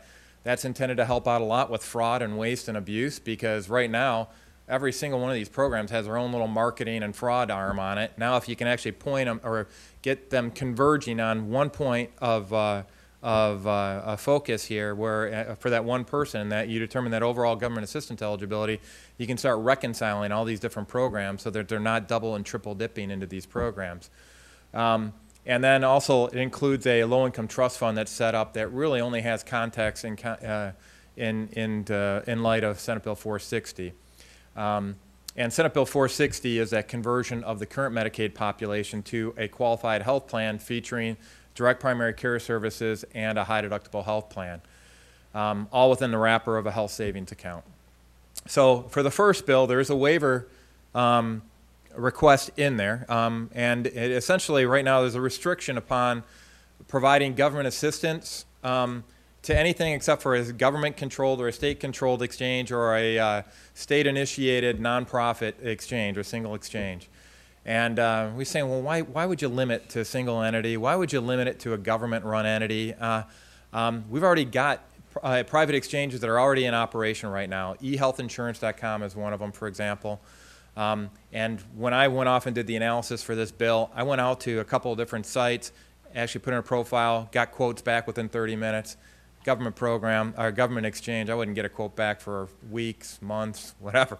If you talk to some of our veterans, it's a pure travesty on the response time that they get for their VA health care. I don't want that happening to everybody. I don't even want it to happen to our veterans, and we're working hard to fix that in a different context. But so what I'm suggesting is that I want the only touch point between consumers and these health care plans to be in these private exchanges. I don't want the government anywhere near it. I don't want government navigators in it. I don't want them prying into patient information. I want these all to be handled via a private exchange like eHealthInsurance.com. And so all we're doing is asking for a waiver saying that we can port that government assistance out via these private exchanges. We don't have to go off and knock on the government door saying, Mother, may I, can I have access to my government assistance? Now, if the federal government says, no, sorry, we want to control that interface, well, first of all, we highlight that this is about control, not care, which I've been contending since day one. these organizations that are up here are not there for care. They're there for control. And Congressman Dingell said as much back in, was it 2009, I think it was? Yeah, he had to. So this is about control. Well, if they deny that waiver, it's this one in particular, it's obvious that their focus is on control, not care.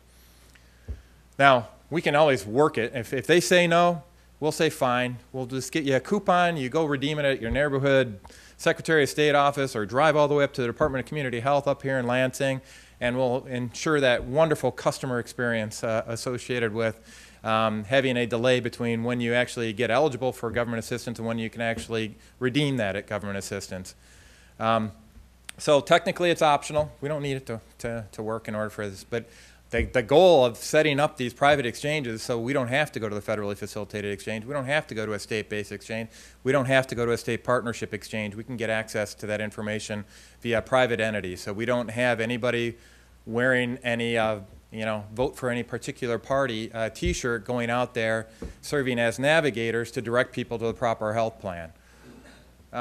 Senate Bill 460, we're asking for a waiver in there because anytime you change your Medicaid program, you require a waiver from the federal government to go off and approve your changes that you made. Well, in our case, we want an approval to go off and convert people from what is essentially poor quality care, or I should say, and I want to highlight, in regards to the Medicaid program, Michigan does indeed have one of the best Medicaid programs in the nation. That doesn't mean that it can't be improved upon significantly. It's all still based on an HMO model. And I think Ovik actually highlighted exactly the trials and tribulations of a managed care model, whether it's managed by a private company or managed on top by a government entity rather than a doctor-patient relationship. But having said that, we believe that when you go off and that you can save a significant amount of money while improving care by converting to this direct primary care model with a high deductible health plan for catastrophic insurance. If the federal government says no, that won't work for us. It's really what they're saying no to is the idea of, first of all, saving taxpayers money, and second of all, they're saying no to the idea of actually providing current Medicaid recipients, and that's the only focus of this, current Medicaid. It's not expanding or anything. Current Medicaid recipients, they're saying that you don't deserve better quality care and that you're not going to get better quality care, even if it does save us more money. So they can say no to a plan that goes off and denies people lower cost care for a higher quality. They can go off and do that, but let's see them defend that. So if they do go off and say that, once again, it just emphasizes that, once again, it's more about control, not care. But second of all, there's another option that's available to the state. The federal match rate for Medicaid in the state of Michigan is around 60%. Currently, we spend about $5,000 a year on just a single, it varies by population, but take the single adult population that's a primary beneficiary of Medicaid expansion. $5,000 a year the state of Michigan pays on that. That's per Senate fiscal. The plans that we can go off and identify here for direct primary care plus a high deductible health plan can cost as little as $2,100 a year. So that's almost a 60% saving. So you've got a federal match, 60%. You've got potential for 60% savings here. Federal government says no, we don't want your waiver. Well, we might be able to say we're in the ballpark. We got to do some detailed financial analysis, but we're in the ballpark where we may be able to say no to the federal government and opt out of Medicaid and still take care of our citizens that are currently under Medicaid with only state dollars. So I kind of like that, the sound of that. And then there's also the third option, which is we just maintain the current system and we don't save the state money. We don't put people into a better healthcare system, but we still go off and put in the plumbing for a free market system down the road. So there's a few options there, and none of those are required, but like I said, it keeps moving the needle to make this better and better and better for the citizens of Michigan. So anyway, next slide, please. So I wanted to end this portion of it and then open it up to the floor for Q&A across the board here, but I wanted to end with a comparison between House Bill 4714, called Healthy Michigan, and Senate Bills 459, 460, called the Patient-Centered Care Act, which I'm starting to to call them Healthy Michigan and Healthier Michigan. So I just want to kind of highlight some differences here. So first of all, under 4714, they expand Medicaid. They expand government assistance, and by doing so, they're enabling Section 2001 of the Affordable Care Act. Central tenet of the Affordable Care Act is Medicaid expansion. It's their path to a single-payer system, and I'm diametrically opposed to pursuing any monopoly of our healthcare system, especially a monopoly by the government. Monopolies have always demonstrated to lower quality and increase costs, and that's not what our citizens deserve. And our approach is that we expand access to quality care without expanding government assistance. We've already beat this horse to death probably, but I would contend that you get poor quality care with Healthy Michigan, and you get better, higher quality, commercial grade care with an emphasis on preventative care under our direct primary care model.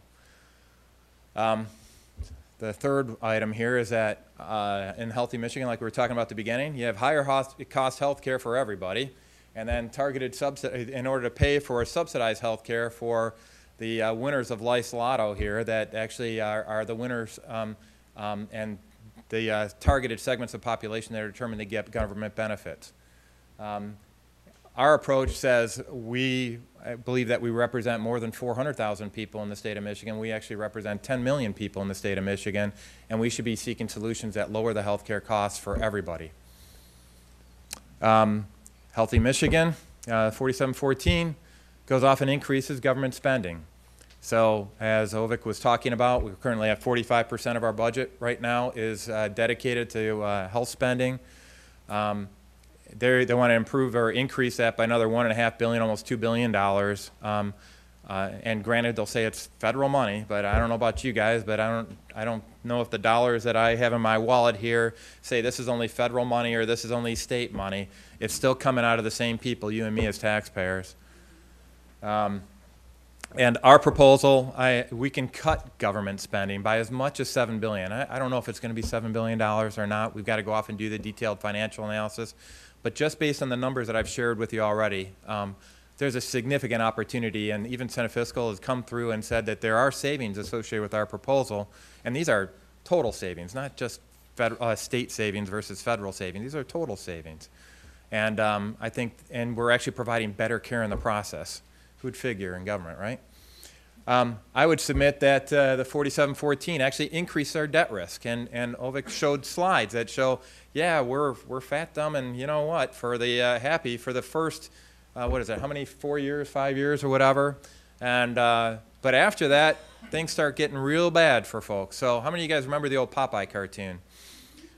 What did Wimpy always say? Gladly pay you Tuesday for a hamburger today. Well, eventually Tuesday is going to come home to roost here in the state of Michigan. And, you know, we're already there at the federal level, I would submit. I think we've started getting our arms around the problem here at the state level finally. But I don't want that to happen down the road here. We're 5, 6 years, 7 years from now, and that's under the rosy projections of their actuarial assumptions. I don't want to be sitting there having to increase taxes to pay for something that we did not make the tough choices right now to say that we're not going to be Santa Claus and actually go off and preserve future generations so they don't have an increased debt burden. So I would submit that because we are not expanding government assistance, we actually lower the debt risk for future generations. That's a key differentiator. Now, if you're talking about risky implementation here, you know, some of the people have characterized our plan as, oh, too risky. You're trying to change the whole healthcare system in the state of Michigan. Well, first of all, we demonstrated that people are already doing this model. This is not, and we haven't even got into California, which has one of the biggest direct primary care models that's already out there. And all the assertions that we're making here have been validated by folks out in California. And let's just say they're not on the same side of the political spectrum that I am. All right?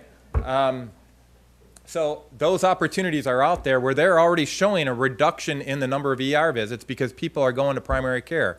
40 to 80% have been demonstrated by Q-Liance. They're a major direct primary care provider out in the state. So instead of increasing the number of ER visits, which we're going to get when you put our Medicaid population into the, or when we're going to expand Medicaid under 4714, we're actually going to lower the overall incident of seeing the ER. And wanted to highlight too, when we were talking with our folks from Atlas MD, what their experience has been in that regard. They don't invoke those deductibles. They don't invoke that catastrophic care element as much as you do under the traditional model.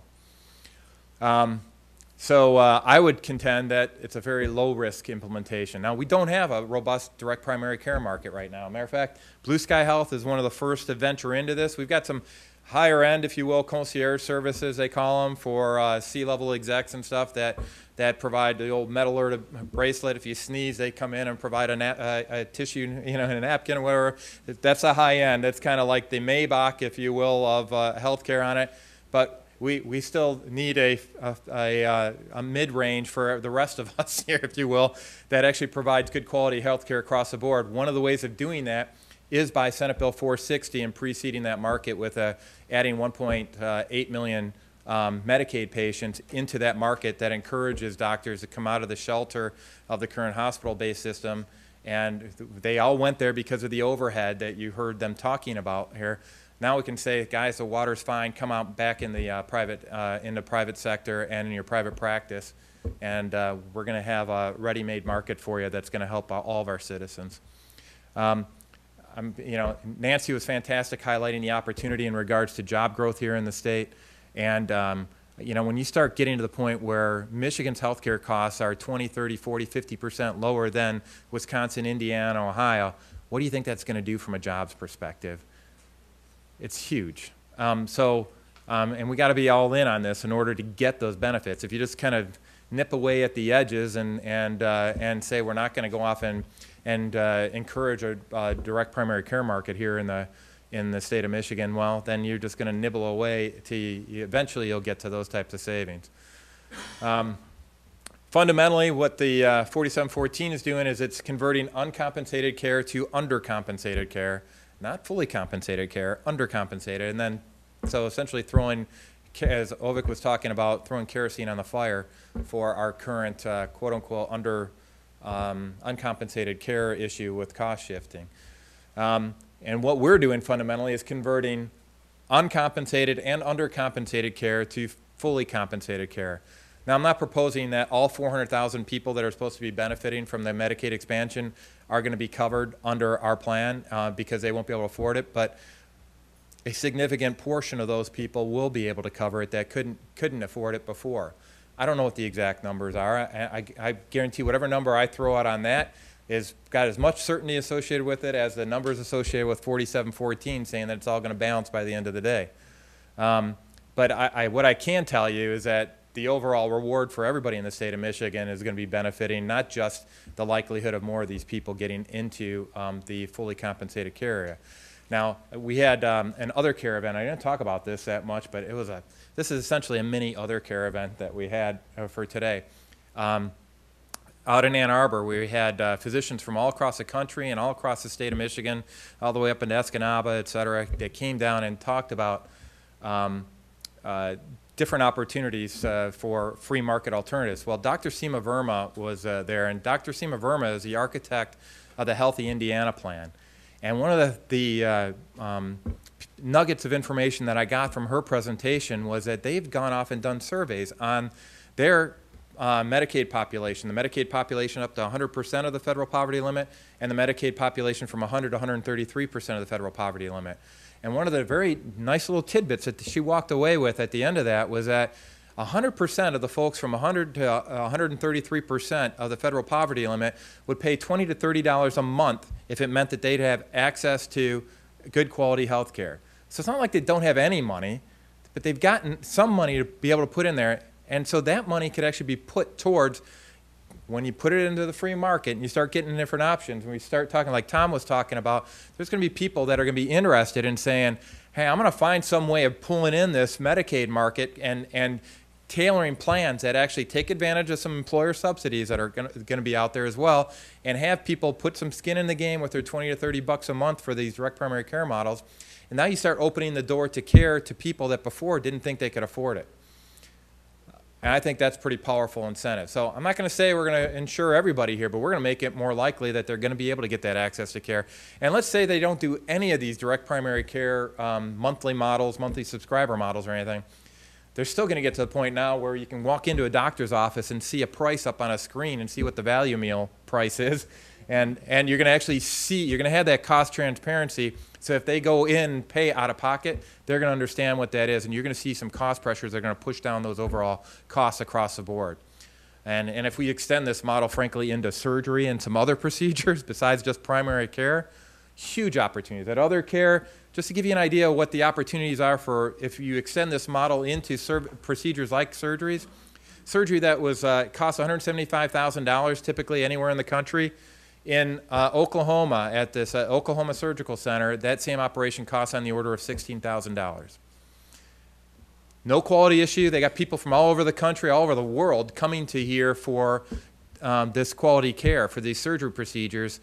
That's how much bloat we have put into the system via government regulation and via all the resulting insurance administration that comes as a result of all this government regulation. So we've got a huge opportunity here. So I also want to highlight, that the 4714 promotes that current third-party payment model with minimum price transparency.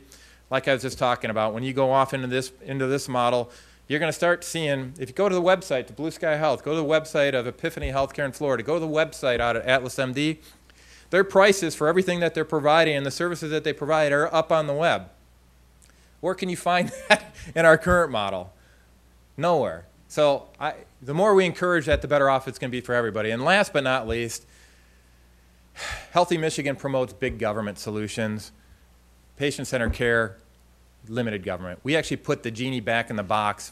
Senate Bill 459 explicitly limits the role of government to this government assistance eligibility determination. They're no longer talking to their customers, i.e. the citizens. They're not collecting patient information on BMI or cholesterol levels or anything like that, so that, what's that lady's name that's in charge of Obamacare now? No, not Kathleen Sebelius, it's the one in the IRS. Yeah, Lerner. Yeah, well, I don't know if she's officially in that position anymore. She was appointed to that position. I don't want her having that data, sorry. I'd rather give it to Matt and to give it to Rob here. So I'm a little concerned. When you actually look at the actual tenet of 4714, what they've done essentially is saying they're going to take in the current contracted health plan model in the state of Michigan, which, like I said, is one of the better ones in the country, but they're taking this HMO managed care model, which, by the way, as we talked about earlier, they make money by rationing care. That's essentially what managed care model is. Now we're layering on another layer of government bureaucracy to make sure that we manage the managed care. All right? So it's taking a bad situation and making it worse.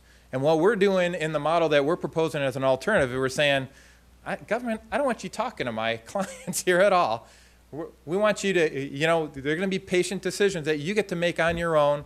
We're going to promote the idea of a robust direct primary care model, which puts, once again, the patient and the doctor relationship at the center of our healthy outcomes in the state of Michigan. And the goal is, you remember those old paintings here with Norman Rockwell with a little doctor saying with a little patient, a little pediatrician model here? That's the model we're trying to get back to, folks.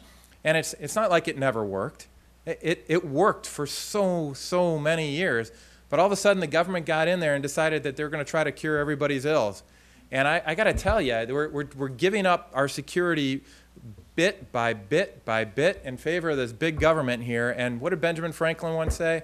He said that those willing to give up a little bit of liberty for a little bit of security deserve neither.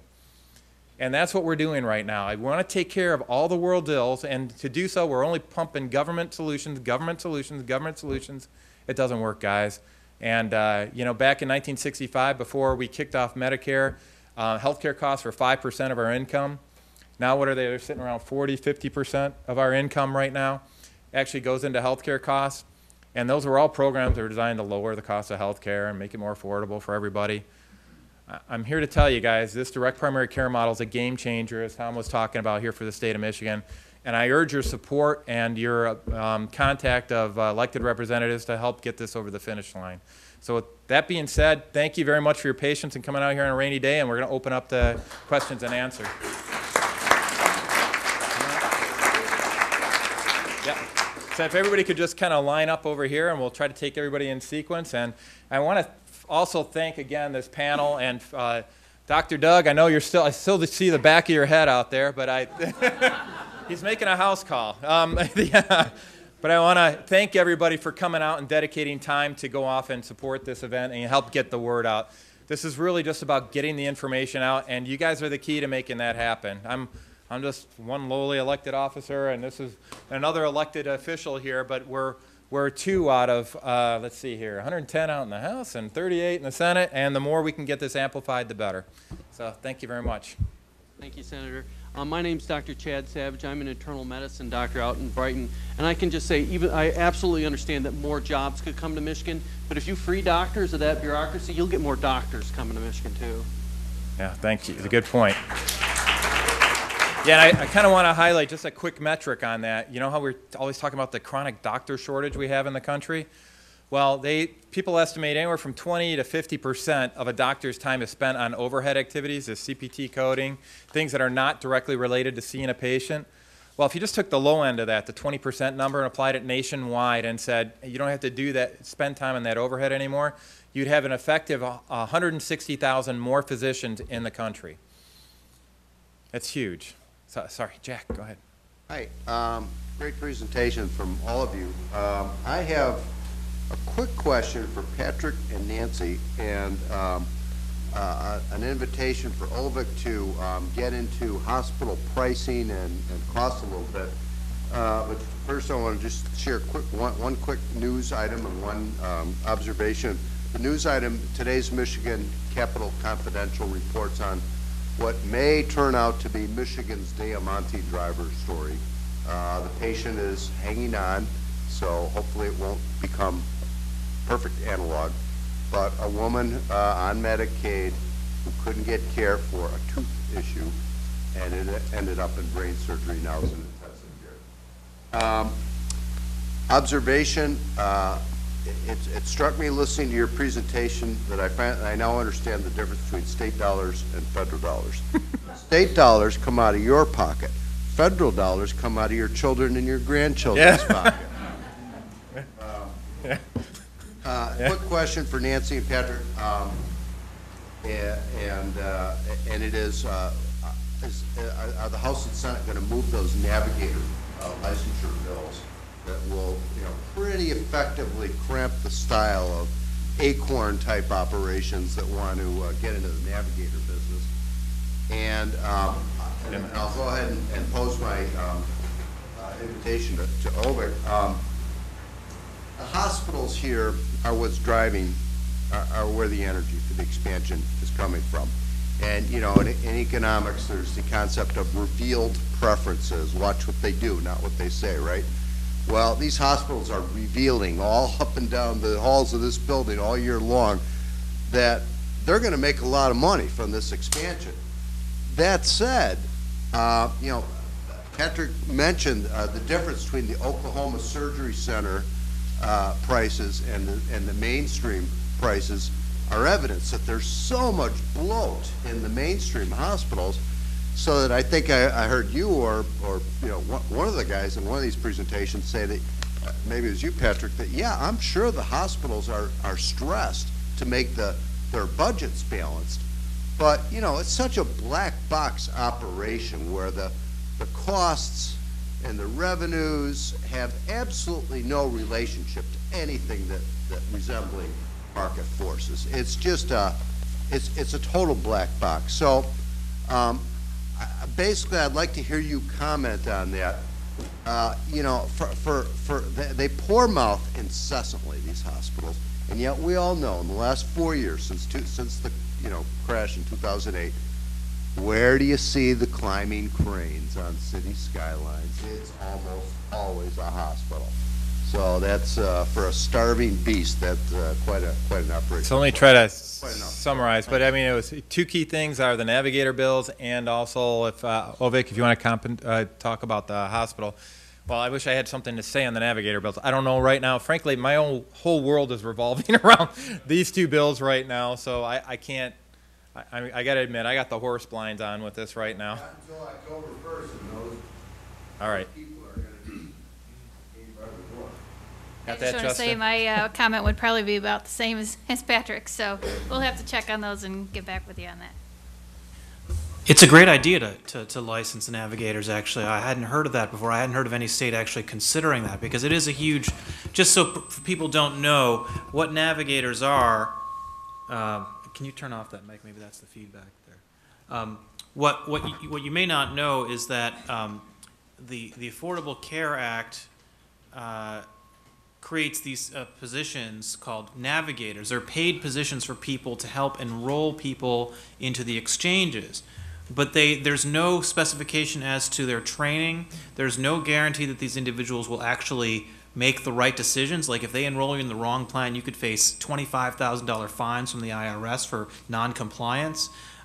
There's no requirement that they safeguard your private medical and financial information.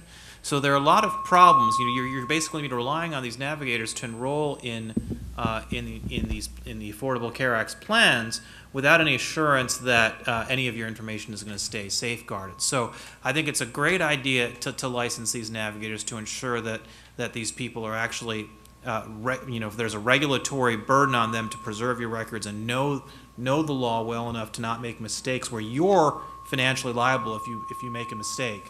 Let me just go to the.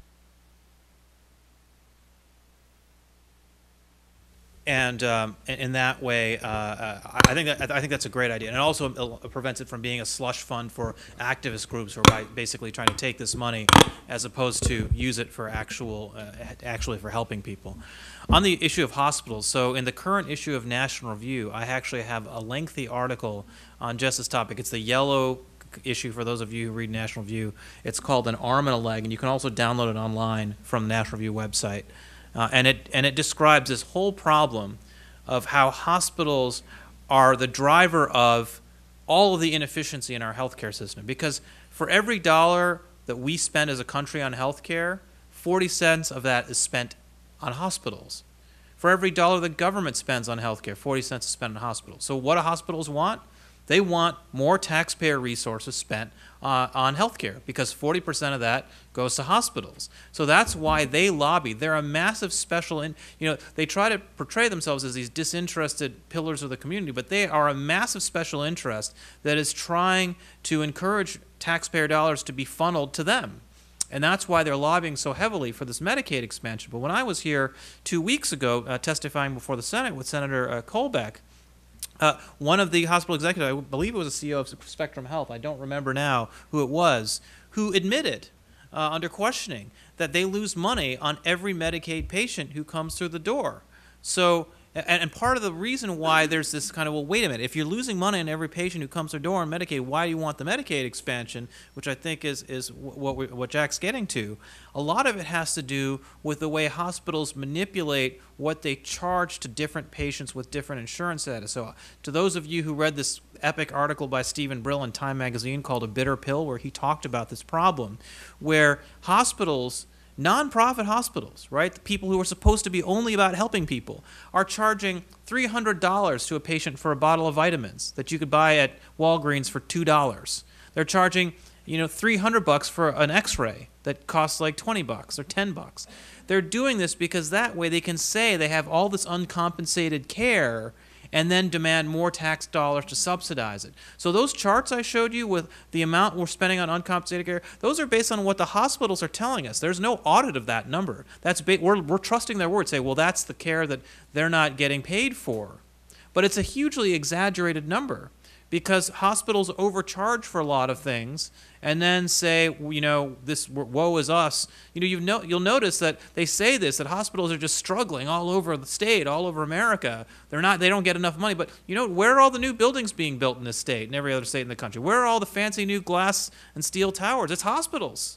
The same time hospitals are say they're losing all this money, they're building new wings and expanding. So how can that be?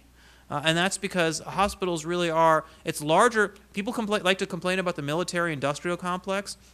The government of the United States, that is to say taxpayers, spend more money subsidizing hospitals than they do on the military-industrial complex. That's how big hospitals are driving federal spending on healthcare and federal spending generally. So it's a huge problem, and I think it's really important that when you hear a hospital executive talk about how important this is, that we raise the point about the massive financial conflict of interest hospitals have in lobbying for taxpayer dollars being funneled to them that could go to more efficient delivery of health care. Come on up there.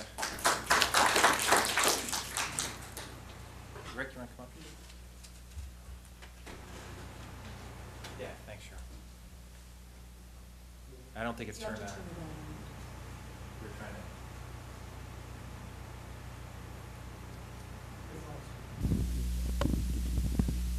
to. To your point, Mr. Roy, Patrick, we write to our representatives. Mine will acknowledge my minority status in his area. He's against 4417, was it, or 1477? Okay. How do we get a fair hearing? What about small business? How do we get them as a larger group with some economic impact to hear this story and sell them before October 1st? Because I just can see that in the state Senate, some of these guys will have so much pressure about lobbying money and can't contribute to campaigns. How do we influence that? And I notice in the media, they don't even want to expose the subject like national popular vote unless you're on the inside. And the other thing is, I heard you for that 4 minutes, if not 3, with Paul W. Smith, and you got a short shrift if I ever heard one. Doesn't sound like he's too interested, so I'm writing to WJR about that. Thanks, Rick. Well, first, let's get a little bit of background on the timing of this. So it's not till October. It's not October that we have to. It's August 27th.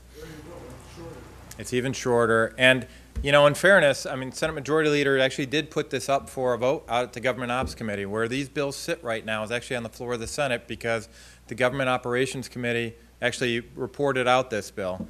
They also reported out 4714. They also reported out Senator Caswell's Senate Bill 422. So right now, all 3 of these options are sitting on the floor of the Senate. So you can make the case. We had a hearing for the bill in government operations, probably about an hour and a half worth of testimony. There were crickets afterwards, for the most part. But I think people were stunned by the fact that this actually is viable, and it's got some teeth. It's got numbers. It's got data.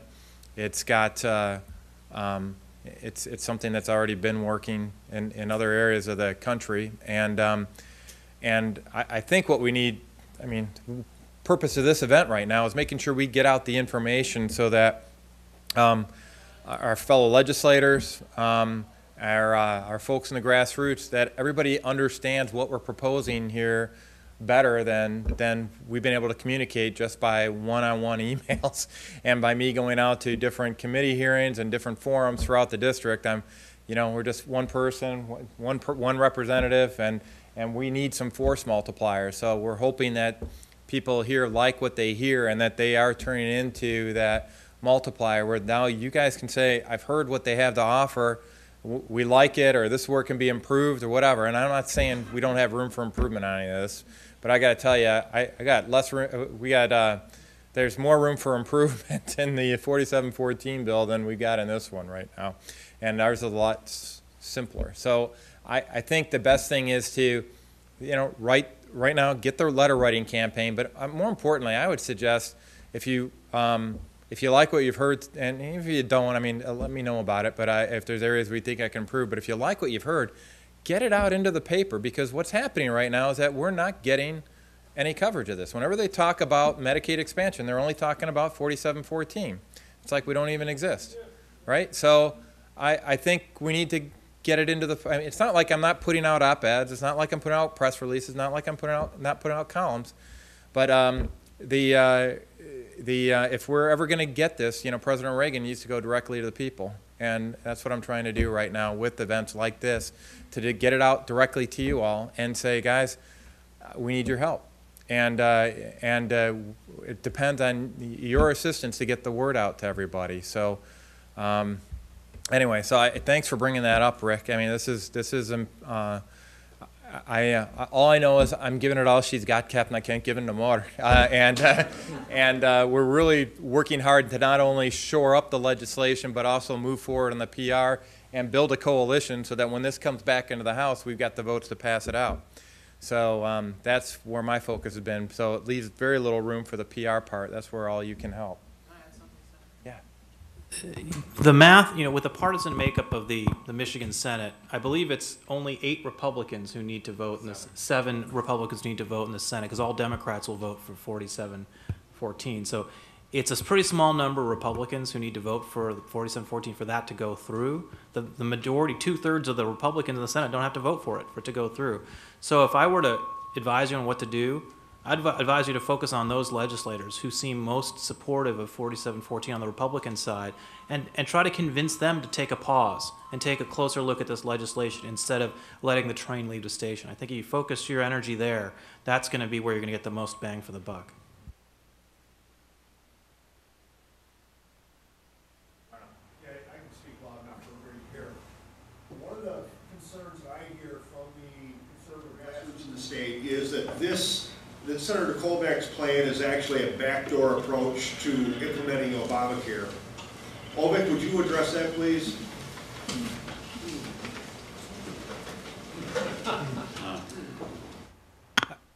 I would say it's quite the opposite. I think that if you implement this approach of saying that we're going to have direct primary care, where poor people, wealthy people, and everyone in between can get actual health care, what we are doing in this state will be ground zero of a revolution in healthcare, a free market revolution in healthcare. We will show every other state in this union that there is a cheaper way to deliver high-quality healthcare with better outcomes at a fraction of the cost. And if we can do that, then we will have not only the financial numbers to back what we're doing, but we'll have the moral authority as well to say we have a better solution, not only a better solution for taxpayers. I think a lot of times conservatives focus on the dollars and cents and don't focus on the healthcare system. We have a terribly inefficient healthcare system in America. Government spending on healthcare in America before Obamacare was more than all but 3 other countries in the world. More than the UK, we always say, oh, these European countries, we don't want to be like them. We should repeal Obamacare. We were already spending more than those other countries on health care, taxpayer dollars. So this approach will, undermine, these terms can get thrown around, but you can go 2 ways. You can say no and try to block things, or you can propose a solution that can move things in our direction. Whatever you do to not implement Obamacare is still going to get implemented either way, with or without you. But if you provide a solution that's better, other states look to Michigan and say, we can do that too, it will spread like wildfire.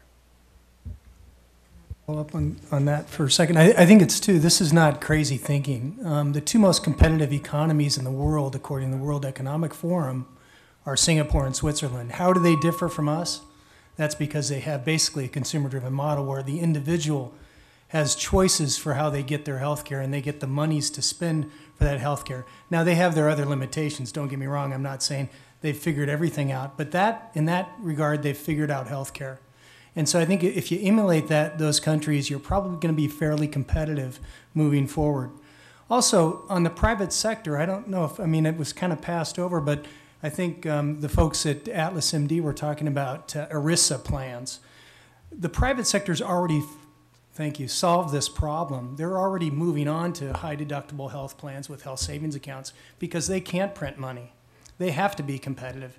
And by doing this self-insurance plan, and you don't see much of this in the press, and I'm very surprised, this allows them to not participate with the Affordable Care Act at all. They actually fall under the insurance ERISA guidelines of 1987, and they have a lot more latitude in how they design their health plans for all their employees. So that's why you see guys from Honeywell and what have you with these credit cards for their health care. They're already doing this. That marketplace is already happening apace. And it's whether our entitlement programs follow suit, but it's already happening in the marketplace. kind of piggyback on that just a little bit, and it's something that Josh talked about briefly, talking about whether or not they're going through the exchange or not. What's actually happened because of this bloat that's out there is that you're seeing more and more, if you would call it black market services that are going on. That's usually a first indicator that you're over-regulating something, is when things have to go off the grid. Now, I'm okay generally with getting off the grid. Don't get me wrong on that stuff here, but I think it's one of the key indicators for why companies such as Blue Sky Health are starting to pop up and say, this is something we want to go off and embrace. It's gotten so ridiculous on the regulation side of the fence that it opens the door for this. So, anybody else? Yeah, go ahead.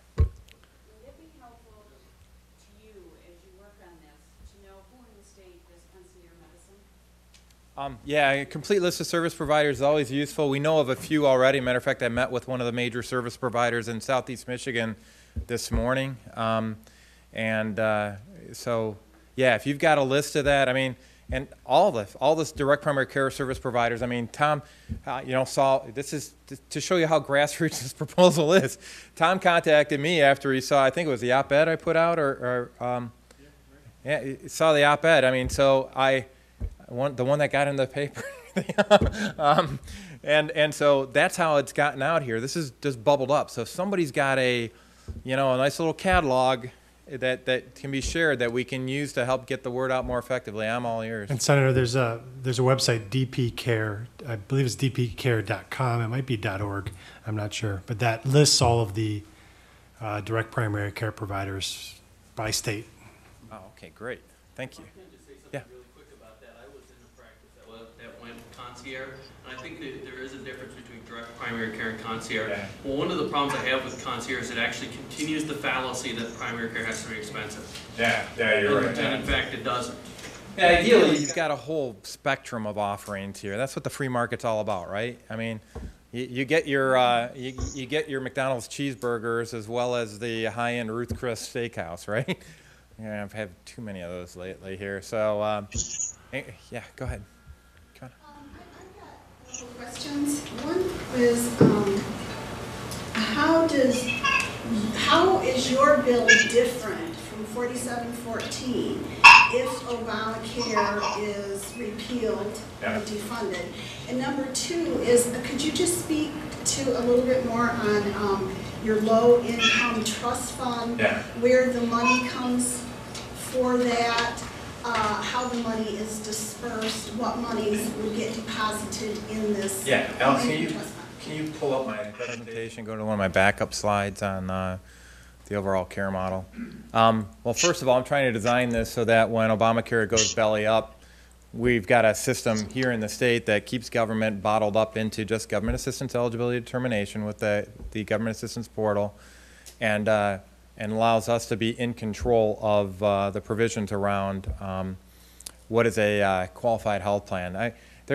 By the way, this is just a start, just so you know, on the repeal of Obamacare. There's a lot of other things that I'm not a big fan of, like certificate of need and the whole idea of a national mandate on health care, and frankly, a lot of the state mandate provisions as well. So there's a lot of things that get into, we don't really have a free market health care system no matter what happens on this. We don't have it today before Obamacare goes in. But having said that, what we're doing here, and if you could go, keep going, there you go. On the right-hand side there, that's essentially all these little Lego blocks are service providers like Blue Sky Health that provide direct primary care, traditional insurance plans, like Blue Cross or Aetna or anything like that. They're all part of this free market conglomeration, all these little Lego blocks. If Obamacare goes away, we still have those free market options that are out there. These private exchanges are things that we already have out there today. There's called ehealthinsurance.com, and I forgot the name of the other one that I went to go off and fish from. So that's stuff that's already existing here already. So it's not like we're adding anything. The only thing we're doing is on that government assistance portal. And like I said, for me, that's a lot of it is born out of my pain points with dealing with the VA system right now, because we've got so many different programs. Each one of them has its own marketing touch point on it. Our veterans, when they see all these different options that are out there, they get overwhelmed because everyone's got a unique brochure, and we don't have a single point of contact. Well, we just recently created a Veterans Affairs agency to consolidate that and have that single point of contact. that government assistance portal essentially helps us do that on the back end side. It's not direct customer facing, if you will, but behind the scenes, it provides that same function. So that infrastructure would still be in place to help us reduce fraud and consolidate or share information with those exchanges. But really what happens is we get more flexibility on what gets offered in those exchanges, right? We get more free market, which is where I'd love to be. The low-income trust fund, it only has context and it only has meaning in context of Senate Bill 460. So the low-income trust fund was essentially set up to provide a, when I said that we save, when you convert our current Medicaid population to a qualified health plan with direct primary care, it's $5,000 gets converted to $2,100. Well, there's still this kind of a one-time seeding of a gap fund, if you will, for when people have to invoke their deductible. The savings you get in that conversion from the $5,000 to the $2,100, a portion of that that's actuarially sound to cover the gap insurance for this deductible coverage gets deposited into that low-income trust fund. And so the goal is that the current Medicaid population would not have to pay out of pocket if they had to invoke the deductible, and that's what that trust fund set up. Nothing for anybody besides the current Medicaid population. They're not eligible. It's only focused on that current Medicaid population. And just to give you a background, for a $5,000 deductible, the gap insurance runs about $35 a month, to give you an idea of relative costs associated with it. So we're not talking about a significant dollar amount that has to get in there for the population. So that answer your question? Okay. Anything else? Yeah. Come on, Chris. Thanks for doing this. So do you have any of this information recorded so people can reference it, those working people, et cetera, and can you indeed do that, share your PowerPoints, et cetera? Now this is on Senate TV, right? I think so, and if so, I think we can retrieve the archive. Jen, Chris was just asking, is this being recorded? Okay. Yeah. And then also, how is That's where Jen gets to go off and say what the senator meant to say was. Yeah. All of a sudden is on vacation and not doing anything. Yeah. I forgot my sunglasses in the car. Right. Your Bermudas look great. What type of support? You're getting any calls, friendly gestures from House or Senate folks that have not come out necessarily publicly? From all my Senate colleagues that I've talked to, and it's probably around 6, 7 that I've talked to directly. I've left messages on a lot of other phones.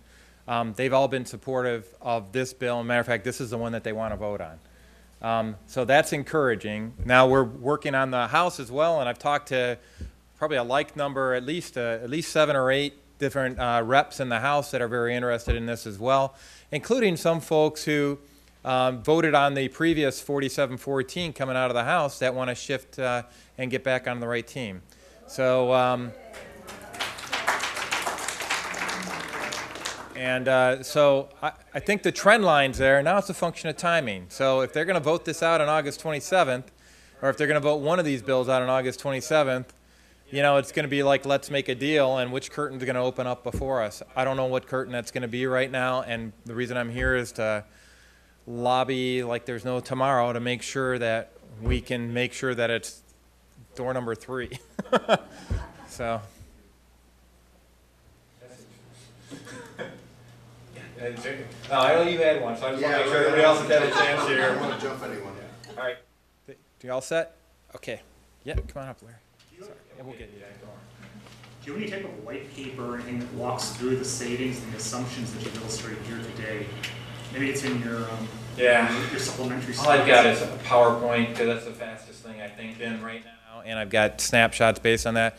I've done several columns that summarize it, but there's not something that I would consider as a, my traditional white paper as a consultant in my consultant days. Your panel of experts, when they can be available afterwards to have any one-on-one conversations? I don't know. We kind of like to hide these guys. It's, yeah, I think most everybody here is ready, and if you want to ask about the latest Atlas Shrugged movie, I'm sure.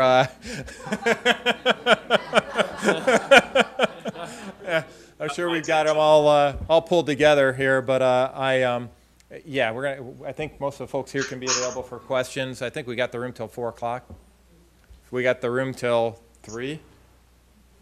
Oh, we're okay. Well, they're out in the hall. We may have people available for questions.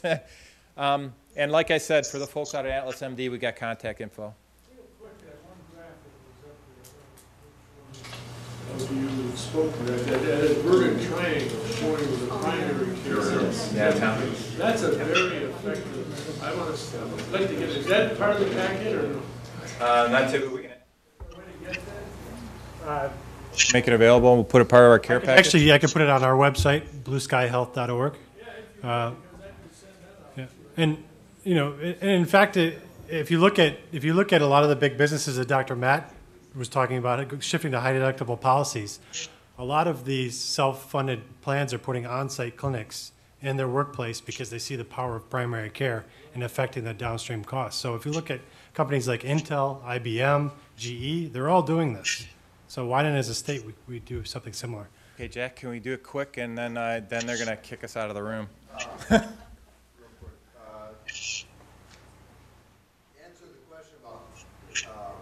White paper, whatever. I just want to share that, you know, when I first read your bills and tried to sit down to describe it for Michigan votes, I was scratching my head.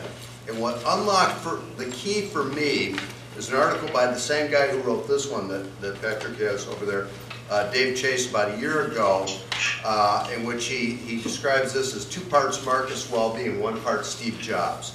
So and it's a short article, it's just 600 words or so. And that one, it's like, okay, now I get it. Yes, this is plausible, this makes sense, this could work as advertised. So just Google Forbes, Marcus Welby, Steve Jobs, and it'll pop right up. Thanks, Jim. Also, this is about 10 days out of date, but 7 of these 15 GOP congressional district committees had voted at that time, this is in MERS, resolutions against the expansion. I'm thinking a few more have. Lano's here, Livingston County GOP establishment did the same. I have to think this is going to have a powerful impact on legislators because, you know, it's one thing when you've got a few Tea Party leaders that may or may not have troops, you know, making a case. And it's something else again when you got the beating heart of your own party's local establishment infrastructure saying, you know, getting crosswise with that latter group is something I don't think any Republican legislators want to do. And then finally, you know, maybe the House will pass or the Senate will pass their S7 or S20 or who knows, 4714, but then it's got to go back to the House.